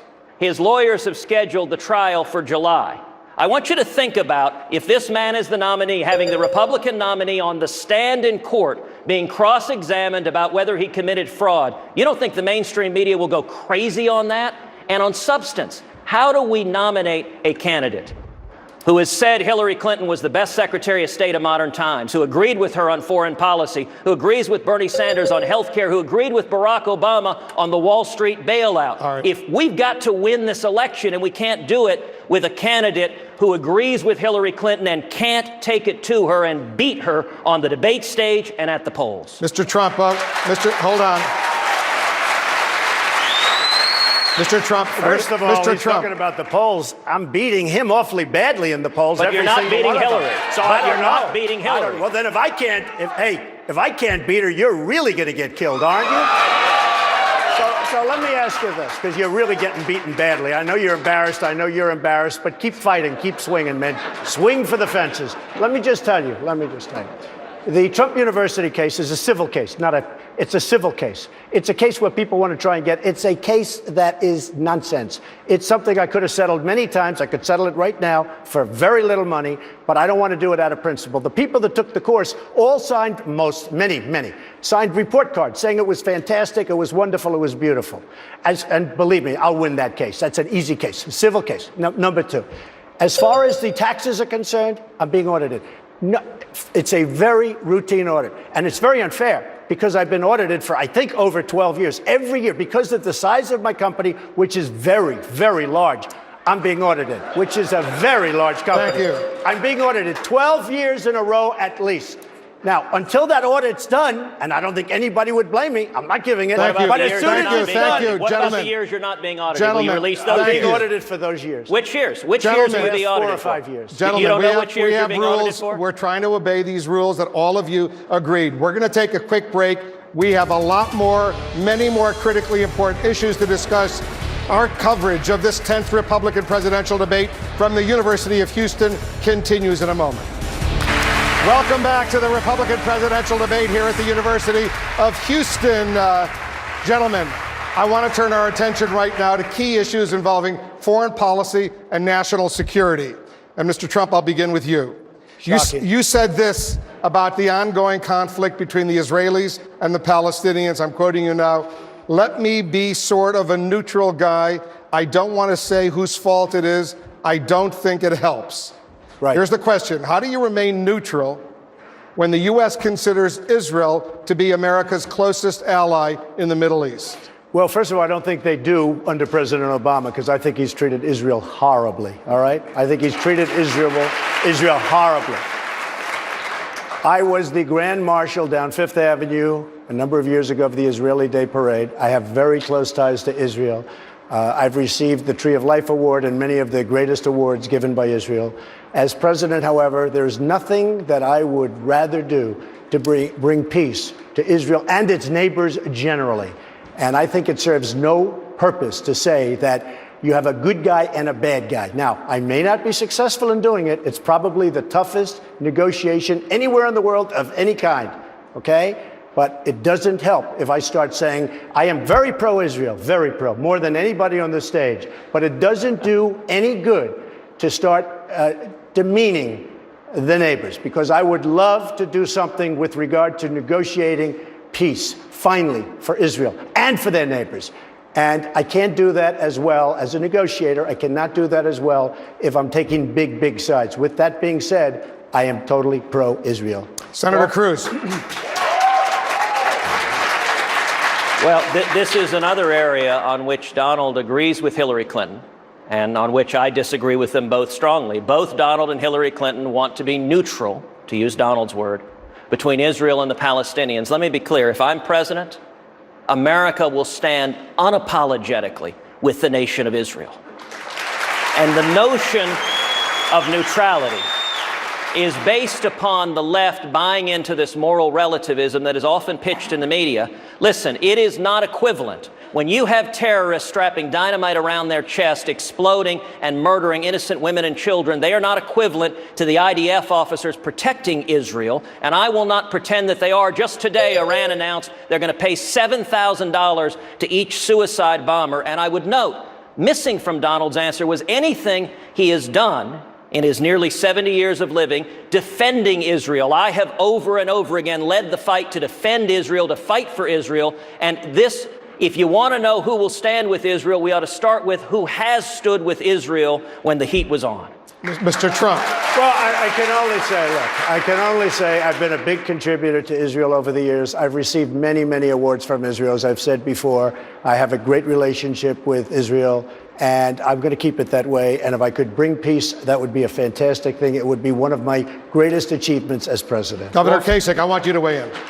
Well, I mean, Wolf, I was in Congress for 18 years and on the Defense Committee. And then, you know, after 9/11, the Secretary of Defense called me in to help out with some things. And I've been a supporter of Israel, strong supporter of Israel, longer than anybody on this stage. I didn't give as much money as Donald gave, but I've been standing with the Israelis for a very long time. And frankly, I think the problem we have in foreign policy right now, Wolf, is that we are not certain with who we stand with. Our allies are not sure what to make of us, and our enemies are moving, because they're not sure what we will do. It's a very interesting development here within the last 24 hours. We said to the South Koreans that we would give them the high-altitude defense system.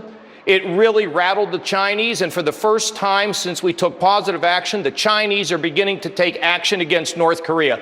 When we stand firm and we let the world know who we're with, who we stand for, and we bring our allies together, that is the road forward. We're going to be able to solve the problems in this country. We're going to get to North Korea in a moment, but Senator Rubio, what's wrong with the U.S. being an honest broker in a negotiation, as Mr. Trump is proposing? And I don't know if Donald realizes this, I'm sure it's not his intent perhaps, but the position you've taken is an anti-Israel position, and here's why.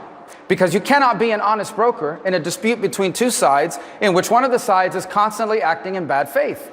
The Palestinian Authority has walked away from multiple efforts to make peace. Very generous offers from the Israelis. Instead, here's what the Palestinians do. They teach their 4-year-old children that killing Jews is a glorious thing. Here's what Hamas does. They launch rockets and terrorist attacks against Israel on an ongoing basis.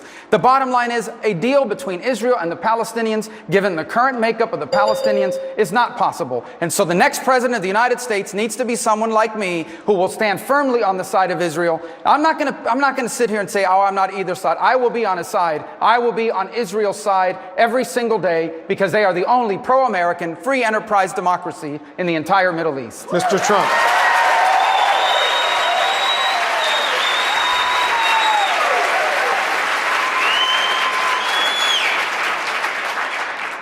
I'm a negotiator. I've done very well over the years through negotiation. It's very important that we do that. In all fairness, Marco is not a negotiator. I watched him melt down, and I'll tell you, it was one of the saddest things I've ever seen. He's not going down. He thinks the Palestinian is a real estate deal. And these people may even be tougher than Chris Christie, okay? The Palestinians are not a real estate deal, Donald. Okay, no. A deal, They're not a real estate deal. Is a deal. Let me tell you, a deal is not a deal when you're dealing with terrorists. Have you ever negotiated with terrorists? You are not a negotiator. You are not a negotiator. And with your thinking, you will never You will never agree. bring peace. You will never bring peace. Donald might be able to build I wanna be condos in the able- Palestinian Excuse areas, me. but he's not going to. This is Excuse not a me, real I estate wanna deal. be able to bring Senator. peace. He will never be able to do it. I think I may be able to do it, although I will say this, probably the toughest deal of any kind is that particular deal. Let's move on and talk about North Korea. You raised it, Governor Kasich. The threat posed by North Korea to the United States and its allies. The commander of American forces in South Korea said the North Korean leader Kim Jong-un would use a weapon of mass destruction if he thought his regime was being threatened. You have said the United States should start examining a strategy of regime change in North Korea. Let's be clear. Are you talking about getting rid of Kim Jong-un? Yeah, when you talk about regime change, Wolf, it means that regime change, that's what it means. And, you know, there's so much chaos in North Korea right now. There's a lot of reports of uncertainty and instability in that government. But look, here's what I think we ought to do, like, immediately, and we've been kicking the can down the road on this for, 15 years. We should be intercepting the ships that are leaving North Korea so they're not selling this material or this technology or giving it to someone else. Secondly, same goes with the aircraft. Thirdly, we need to slap even tougher sanctions on North Korea because we really don't have the toughest sanctions on North Korea. We ought to talk about arming South Korea with a ballistic missile technology and of course, also Japan with ballistic missile technology. Because we're now starting to take a firm position, we have the attention of the Chinese. The Chinese are the best way to calm that regime down and get them in a position where they back off. But when I say regime change, I don't have to talk exactly what that means. Look, I've been involved in national security for a long time. You don't have to spell everything out. But what I'm telling you is you look for any means you can to be able to solve that problem in North Korea, and in the meantime, put the pressure on the Chinese, and what we're doing is beginning to work against them. They are the key to being able to settle this situation. I just want to be precise, Governor Kasich, because this is critically important. There are 1 million North Korean troops north of the Very DMZ, well aware of that. 1 million South Korean troops, 28,000 U.S. troops along the DMZ, right in between. Would you risk war for regime change? Wolf, again, it would depend exactly what was happening, what the situation was. But if there was an opportunity to remove the leader of North Korea and create stability, because I'll tell you, you keep kicking the can down the road, we're going to face this sooner or later. But in the meantime, I'm also aware of the fact there's 10 million people living in Seoul. So you don't just run around making charges. I have put it on the table that I would love to see regime change in North Korea. Now, perhaps the Chinese can actually accomplish that with this man who is now currently the leader. But the fact is we have to bring everything to bear. We have to be firm, and we've got to unite those people in that part of the world to stand firmly against North Korea and make sure we have the ballistic missile technology to defend ourselves. Mr. Trump. One thing I'd like to add to what the governor is saying, I think that we are now in a position, we owe $19 trillion because of the horrible omnibus budget that was approved 6 weeks ago. It's going to be $21 trillion.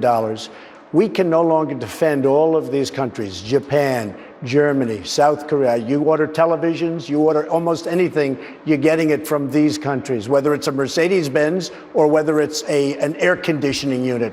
They're coming out of these countries. They are making a fortune. Saudi Arabia, we are defending Saudi Arabia. Before the oil went down, now they're making less, but they're making plenty. They were making $1 billion a day. We defend all of these countries for peanuts. You talk about budgets. We have to start getting reimbursed for taking care of the military services for all of these countries. And Wolf, hold on, Dr. Carson, Dr. Carson. Hey, Wolf, let me just say this because he mentioned this. Look, we're all in agreement that the Japanese need to do more. We're all in agreement that the Europeans need to do more. But I hate to just tell everybody we are the leader of the world and we should put the pressure on them to do their job. No, there is no question about it. But at the same time, we also have to rebuild the military. Look, I have a balanced budget plan that cuts taxes, reforms regulations, but also builds the military, puts $100 billion more in defense. We need to rebuild our defenses, but I must also tell you, as a longtime reformer of the Pentagon, we must reform that building. We can't have a weapon system take 22.5 years. We have 800,000 bureaucrats working for DOD, performing bureaucratic functions when we ought to be putting you. these resources into strengthening the military. So we can do it all. Dr. We Carson, can do it all. how would you deal with North Korea? Okay, well, first of all, people say that I whine a lot because I don't get time. I'm going to whine because I didn't get asked about taxes. I didn't get asked about Israel. Hugh, you said you're going to be fair to everybody. You didn't ask me about taxes. I had something to say about that. Now, Go ahead. This is your moment. okay. We have a system of taxation in this country that is horribly wrong. You know, I never had an audit until I spoke at the National Prayer Breakfast. And then all of a sudden, they came in, they said, we just want to look at your real estate dealings. And then they didn't find anything, so they said, let's look at the whole year. And they didn't find anything, so they said, let's look at the next year and the next year. And they didn't find anything, and they won't find anything because I'm a very honest person. But the fact of the matter is the IRS is not honest, and we need to get rid of them.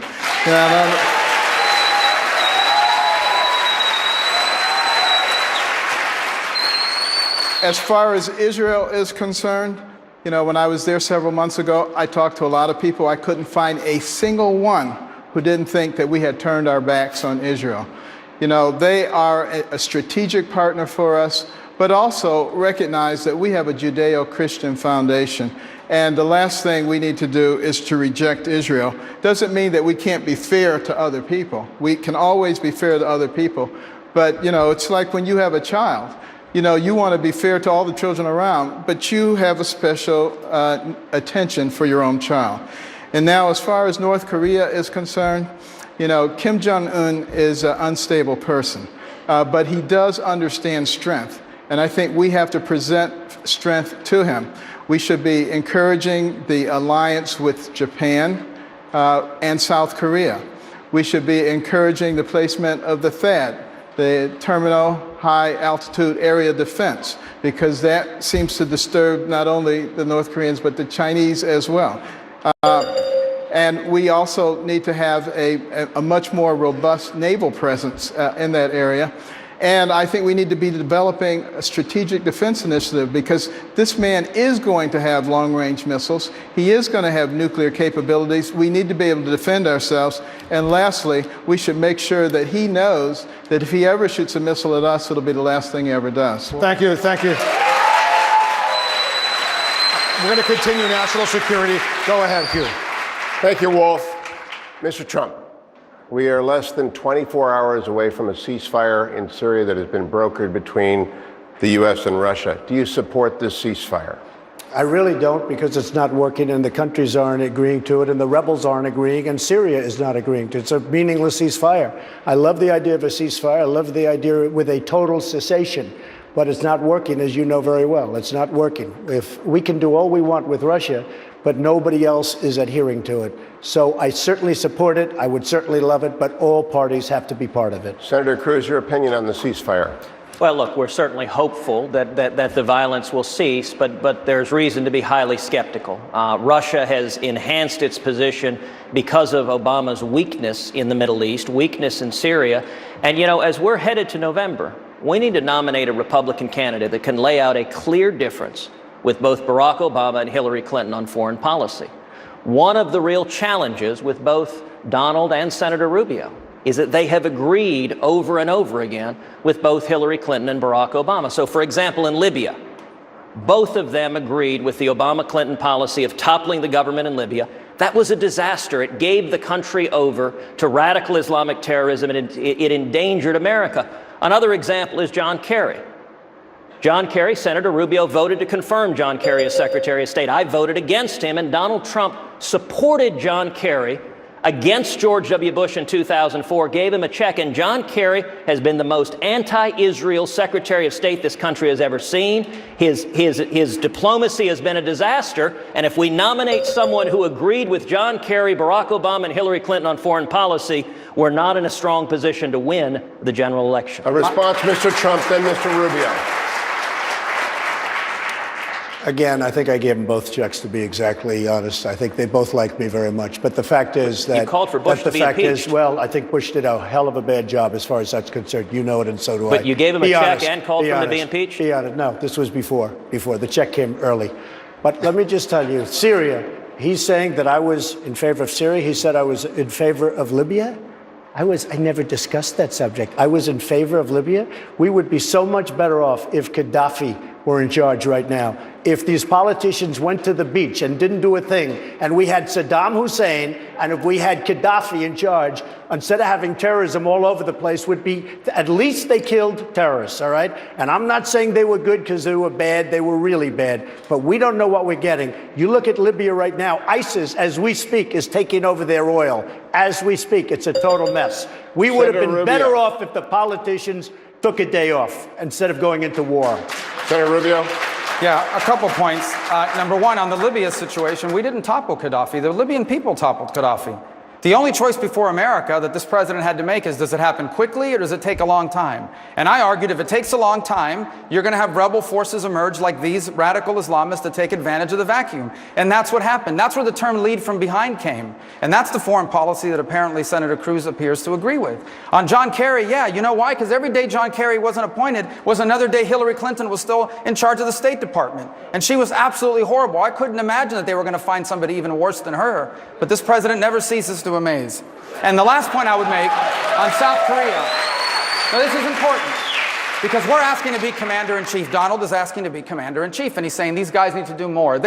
South Korea contributes $800 million a year to that effort, and Japan contributes as well. And here's why our commitment to that regional security is so critical, Donald, because if we walk away from them, both Japan and South Korea will become nuclear weapons powers. They can do that very quickly.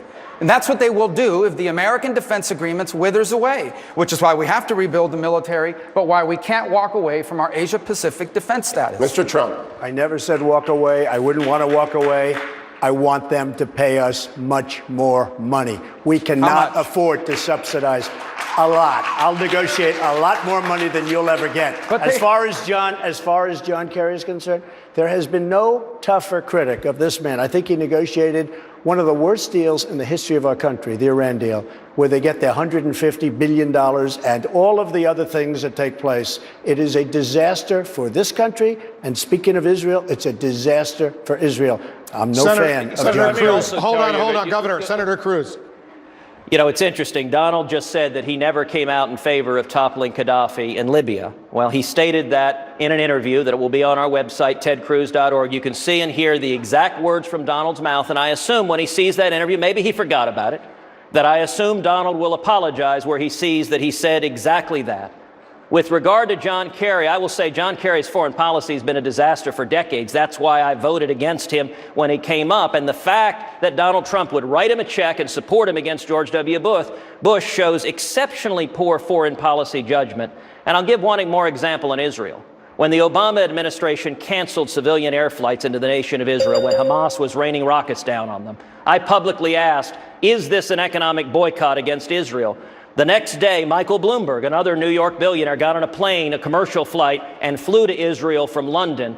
Together, the heat and light that was put on the State Department was so great that within 36 hours, they lifted the ban on air flights into Israel during that entire battle. And indeed, during every battle on Israel, the natural question is, where was Donald? If this is something he cares about, why has he supported anti-Israel politicians from Jimmy Carter to Hillary Clinton to John Kerry for 4 decades? If you care about Israel, you don't write checks to politicians who are undermining Israel. Instead, you stand and support the national security of America and the alliance. There's a critical point that needs to be made here.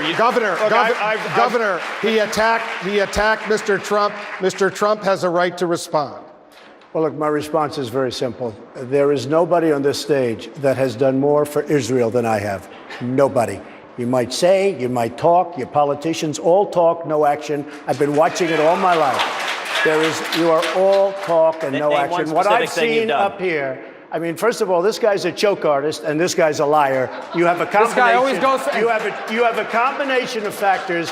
He This is can't so do it for the typical. obvious reason, and he But can't do here's it the because typical he thing he doesn't know does. how to tell the truth. Here- Other than that, I rest my case. This There is the is, typical thing he something does on beyond any all debate the- about All right, policy. one at a He time, goes right gentlemen. for the outrageous Governor statement. Kasich, you have the floor. Beyond Governor, Hugh, I get a response to that. You will have a response, but I promised Governor Kasich he could respond. Can somebody attack me, please? Okay, here, Wolf.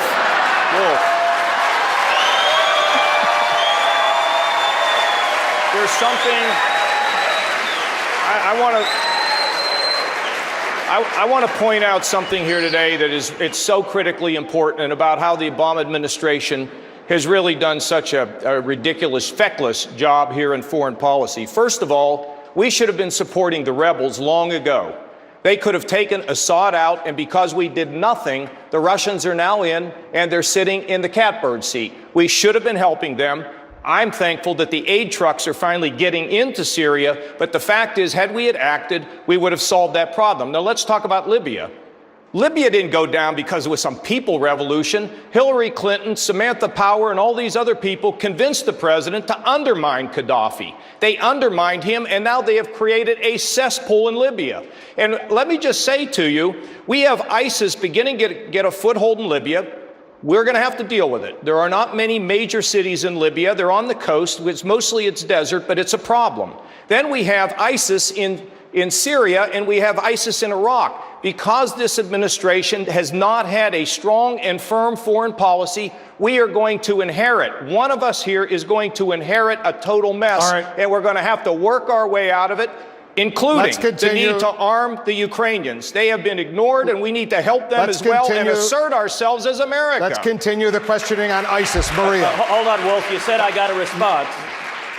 you'll have a chance. Maria will Hold pick on, up he the called me question. a liar. You're And he saying called I me a- can't respond to being Called called me a one liar? too, so- Go ahead and respond. You know, what we're seeing with Donald is actually the pattern of Washington, the pattern of Washington deal makers, which is they make promises, they break their words, and then when anyone calls them on it, they call you a liar. And so that's Donald's pattern over and over again. He said, for example, 7 months ago, this is Donald speaking, quote, I, Donald Trump, was a member of the establishment. There's a reason Harry Reid thinks he's the best Republican up here. There's a reason Jimmy Carter said he would support Donald Trump over me, because he said Donald Trump is malleable. He has no fixed set of beliefs, whereas Ted Cruz is not malleable. And every time anyone points at Donald's actual record, what he said on national television, Thank you, Donald Senator. yells liar. Let me tell you something. Falsely accusing someone of lying Go is ahead, Mr. itself a Trump. lie, and it's something Donald does Go daily. ahead, Mr. Trump. I watched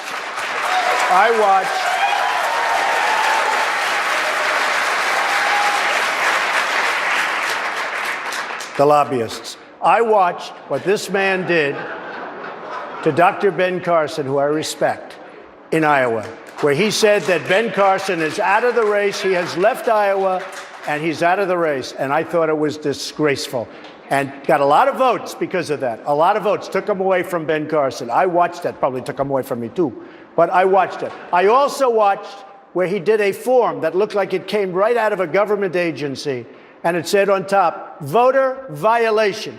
And then it graded you, and it scared the hell out of people. And it said the only way you clear up the violation, essentially, is to go and vote for Ted Cruz. I watched that fraudulent document, and I said it's the worst thing I've ever seen in politics. To me, that was even worse than what he did to Ben. Senator Cruz. I know Donald, politicians. what you I know just- politicians, believe it or not, better than you do, and it's not good. Oh, I believe it. No, I believe you know politicians much better than I do, because for 40 years you've been funding liberal Democratic politicians. And by the way, I funded you. The I reason funded him. You're welcome You to believe have it? the check I back. funded this guy. Because let's I be gave him clear. a check. Yeah, I you gave gave him me a check. $5,000. You never funded me. And by the way, let's be clear. Donald claims to care why? I didn't about want him. to, but he sent me his book with his autograph. Donald, I understand rules Mr. are very Trump, hard you're for you. doing They're a great very job. confusing. I have his book. Okay, Yeah, on your reality Trump, TV you're doing a show, great not job. in Thank you, Donald. thank you for the book. Donald. Thank you for the book. Go ahead. Donald, you can get back on There's your a meds lot of now. fun up here tonight, I have to tell you. Thank you for the book. I really appreciate it. Donald, relax. Go ahead. I'm relaxed. You're the sent him a basket book. case. Go ahead. Go Donald. ahead. Don't get nervous. Go ahead. My I name promise is- you, my Dr. name is There's mentioned. nothing about I've you seen that, you. that makes I've anyone seen nervous. you. You know, losing people so are actually badly, watching I wanna- this I at wanna- home. know Okay, what's happening. John- Gentlemen. Wolf, I'm going to ask that my We gotta time not stop be deducted this. That when time he's is up. yelling Wolf, at Gentlemen. take control. Okay, now. The latest debate, Well, hold gentlemen, on. I please. get my answer. He doesn't get to I yell in want the to whole move. time. I want to move on. These are the rules. He, We can't move excuse on. me. He We're called, moving he called on. me You know a what? liar You and then should- interrupted the whole time. You've Am I had a allowed to- chance. Wolf, do I Gentlemen. not get a response? You have- do, you do I not get a response You'll get, without you'll being get interrupted? plenty of response, so stand by. My name was I want to mentioned. talk. I want to talk about ISIS right now, and the federal government. How best to keep Americans safe from ISIS? There's a huge battle underway right now between the tech giant Apple and the federal government. Federal government wants Apple to unlock the phone used by that San Bernardino terrorist to prevent future attacks. Apple has refused, saying it would compromise the security of all of its customers. And just this afternoon, they went to court to block the judge's order. Dana Bash, pick up the questioning. Senator Rubio, you say it's complicated and that, quote, Apple isn't necessarily wrong to refuse the court order. Why shouldn't investigators have everything at their disposal? No, in fact, what I have said is that the only thing, the FBI made this very clear 48 hours ago, the only thing they are asking of Apple is that Apple allow them to use their own systems in the FBI to try to guess the password of the San Bernardino killer. The Apple initially came out saying we're being ordered to create a backdoor to an encryption device. That is not accurate. The only thing they're being asked to do, and the FBI made this very clear about 48 hours ago, is allow us disable the self-destruct mode that's in the Apple phone so that we can try to guess using our own systems what the password of this killer was. And I think they should comply with that. That's all they're asking for. They are not asking for Apple to create a backdoor to encryption. So just to be clear, you did say on CNN a couple of weeks ago, this is a complicated issue. Apple is not necessarily wrong here. Because at the time, Apple was portraying that the court order was to create a backdoor to an encryption device. Just to be clear, if you are president, would you instruct your Justice Department to force Apple to comply or not? To comply with an order that says that they have to allow the FBI the opportunity to try to guess the password? Correct. Absolutely. That Apple phone didn't even belong to the killer. It belonged to the killer's employee, who have agreed to allow them to try to do this. That is all they're asking them to do, is to disable the self-destruct mode or the auto erase mode on one phone in the entire world. But Apple doesn't want to do it because they think it hurts their brand. Well, let me tell you, their brand is not superior to the national security of the United States of America. Senator Cruz, Apple CEO Tim Cook says this would be bad for America. Where do you stand? National security or personal privacy? Well, as you know, at that same CNN forum, both Marco and I were asked this question. His answer, he was on both sides of the fence. He's now agreeing with me, and so I'm glad. What I said is, yes, Apple should be forced to comply with this court order. Why? Because under the Fourth Amendment, a search and seizure is reasonable if it has judicial authorization and probable cause. In this instance, the order is not put a backdoor in everyone's cell phone. If that was the order, that order would be problematic because it would compromise security and safety for everyone. I would agree with Apple on that broad policy question, but on the question of unlocking this cell phone of a terrorist, we should enforce the court order and find out everyone that terrorist in San Bernardino talked to on the phone, texted with, emailed, and absolutely Apple doesn't have a right to defy a valid court order in a terrorism investigation. Dr. Carson, Tim Cook, again, the CEO of Apple, says that this would be bad for America. What do you think? I think allowing terrorists to get away with things is bad for America. You know, we have a Constitution, we have the Fourth Amendment. It guards us against illegal and unreasonable search and seizure. But we have mechanisms in place with the judicial system that will allow us to gain material that is necessary to benefit the nation as a whole or the community as a whole. And that's why we have FISA courts and things of that nature. So absolutely, I would expect Apple to comply with the court order. If they don't comply with that, you're encouraging chaos in our system. Mr. Trump. Wait, I want to weigh in on this, please. I want to just tell you that the problem is not right now between the administration and Apple. You know what the problem is?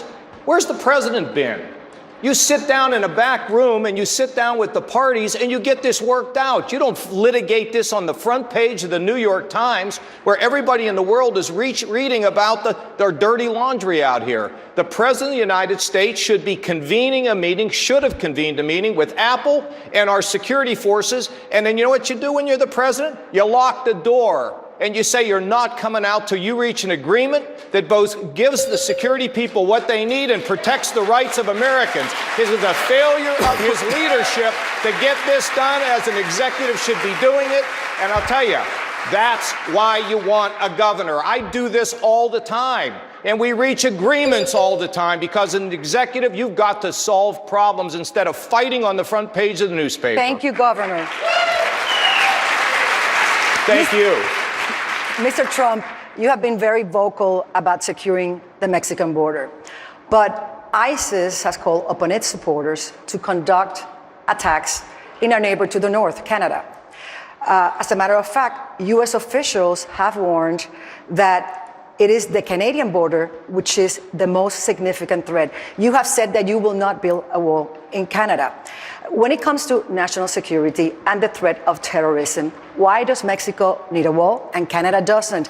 Isn't that like closing the front door and leaving the back door open? First of all, you're talking about a border that's many, many, many times longer. You're talking about a massive border.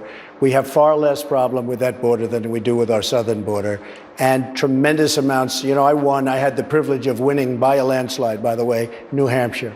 You go to New Hampshire, the first thing they talk about is heroin and drugs pouring in. And you wouldn't think this beautiful place is beautiful with the trees and the roads and the countryside. Their biggest problem is heroin. And it's such a shame to see it. They're pouring in from the southern border. So I'm talking about great security. I'm talking a wall that can absolutely be built. And I'll build it on time, on budget. It'll be a very high wall, a great wall. It's going to be built. It's going to be paid for by Canada, by the way. It's going to be paid for. Maybe I'll get Canada paid. Going to be paid for by Mexico. The problem with Canada, you're talking about a massively long piece. You're talking about a border that would be about 4 times longer. It would be very, very hard to do, and it is not our biggest problem. I don't care what anyone says. It is not our big problem. Our problem is not only people coming in, and in many cases the wrong people, it's the tremendous amount of drugs that are coming in. I want to talk to you, Senator Rubio, about Puerto Rico. As you know, Puerto Rico is in the midst of financial collapse, unable to pay its debt of $72 billion. Puerto Rico is asking for bankruptcy protection, which will give Puerto Rico and Puerto Ricans, which are U.S. citizens, you know that, the tools to restructure the debt that is the same debt other 50 states have. You oppose granting Puerto Rico that bankruptcy protection. You say that it is only last resort measure, correct. But the government of Puerto Rico has said that bankruptcy is its last resort, that's where they are now. How do you explain this very strong stance to the hundreds of thousands of Puerto Ricans that vote across the U.S., and particularly in your state of Florida? Sure, because bankruptcy doesn't work unless you change the way you're operating, or you're going to be bankrupt again.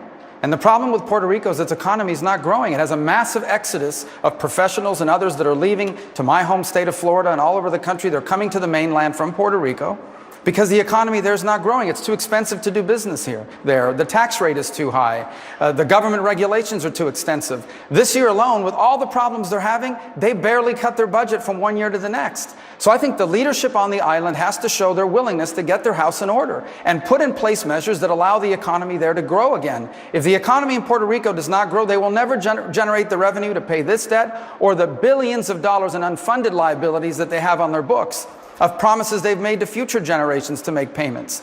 So yes, if they do all of those things, then we can explore the use of bankruptcy protection, but not as the first resort, which is what they're asking for, because it will not solve the problems on the island, and you're going to continue to see hundreds of thousands of people leave that beautiful place and coming to the mainland. They're United States citizens. They're obviously entitled to do so, and we welcome them, but we would also prefer to see a Puerto Rico that once again is growing economically and is robust, and the leaders in charge there now are doing a terrible job. Their previous governor, Luis Fortuño, was doing a great job until he barely lost that election to someone who has taken him in a big government direction Senator, once again. thank you very much.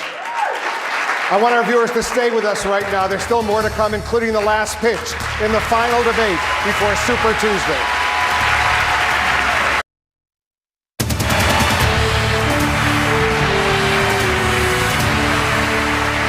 Welcome back to the University of Houston. It's time now for closing statements. All of you will have 30 seconds. Dr. Carson, we'll start with you. Well, first of all, I want people to think about what kind of leader do you want and what kind of person do you want your kids to emulate? Think about that. Secondly, several years ago, a movie was made about these hands. These hands, by the grace of God, have saved many lives and healed many families. And I'm asking you tonight, America, to join hands with me to heal, inspire, and revive America. If not us, who? And if not now, when?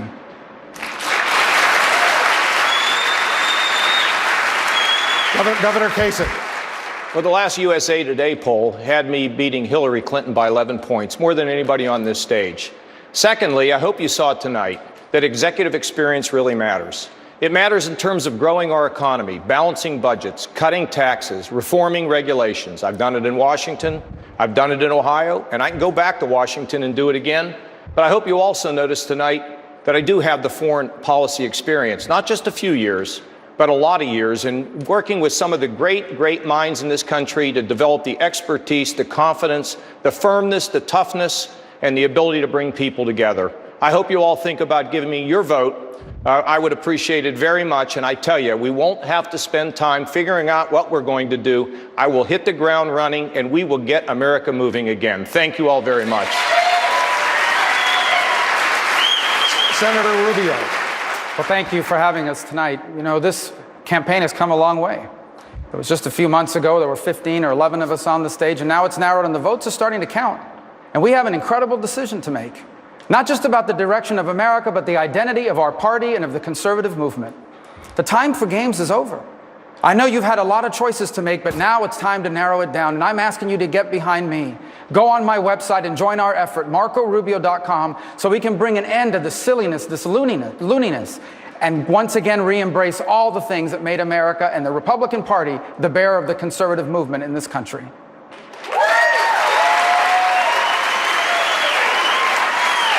Senator Cruz. Washington deals are bankrupting this country. There are several deal makers on this stage, but there's only one person who has consistently stood up to both parties, fighting for the American people against the Washington deals. If I'm elected president on the first day in office, I will rescind every single illegal and unconstitutional executive action. I will instruct the Department of Justice to open an investigation into Planned Parenthood and prosecute any criminal violations. I will instruct every federal agency that the persecution of religious liberty ends today. I will rip to shreds the catastrophic Iranian nuclear deal, and I will begin the process of moving the American embassy in Israel to Jerusalem. We will repeal Obamacare, abolish the IRS, secure the border, and bring back jobs.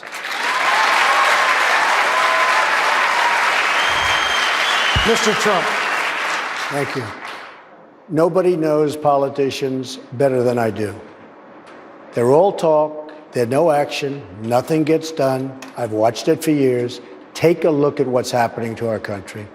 All of the things that I've been talking about, whether it's trade, whether it's building up our depleted military, whether it's taking care of our vets, whether it's getting rid of Common Core, which is a disaster, or knocking out Obamacare and coming up with something so much better, I will get it done. Politicians will never, ever get it done, and we will make America great again. Thank you. Mr. Trump, thank you, and thanks to each of the candidates on behalf of everyone here at CNN and the Telemundo. We also want to thank the Republican National Committee and the University of Houston. My thanks also to Hugh Hewitt, Maria Celeste, and Dana Bash. Super Tuesday is only 5 days away. Right now, Anderson Cooper picks up our special coverage. Anderson.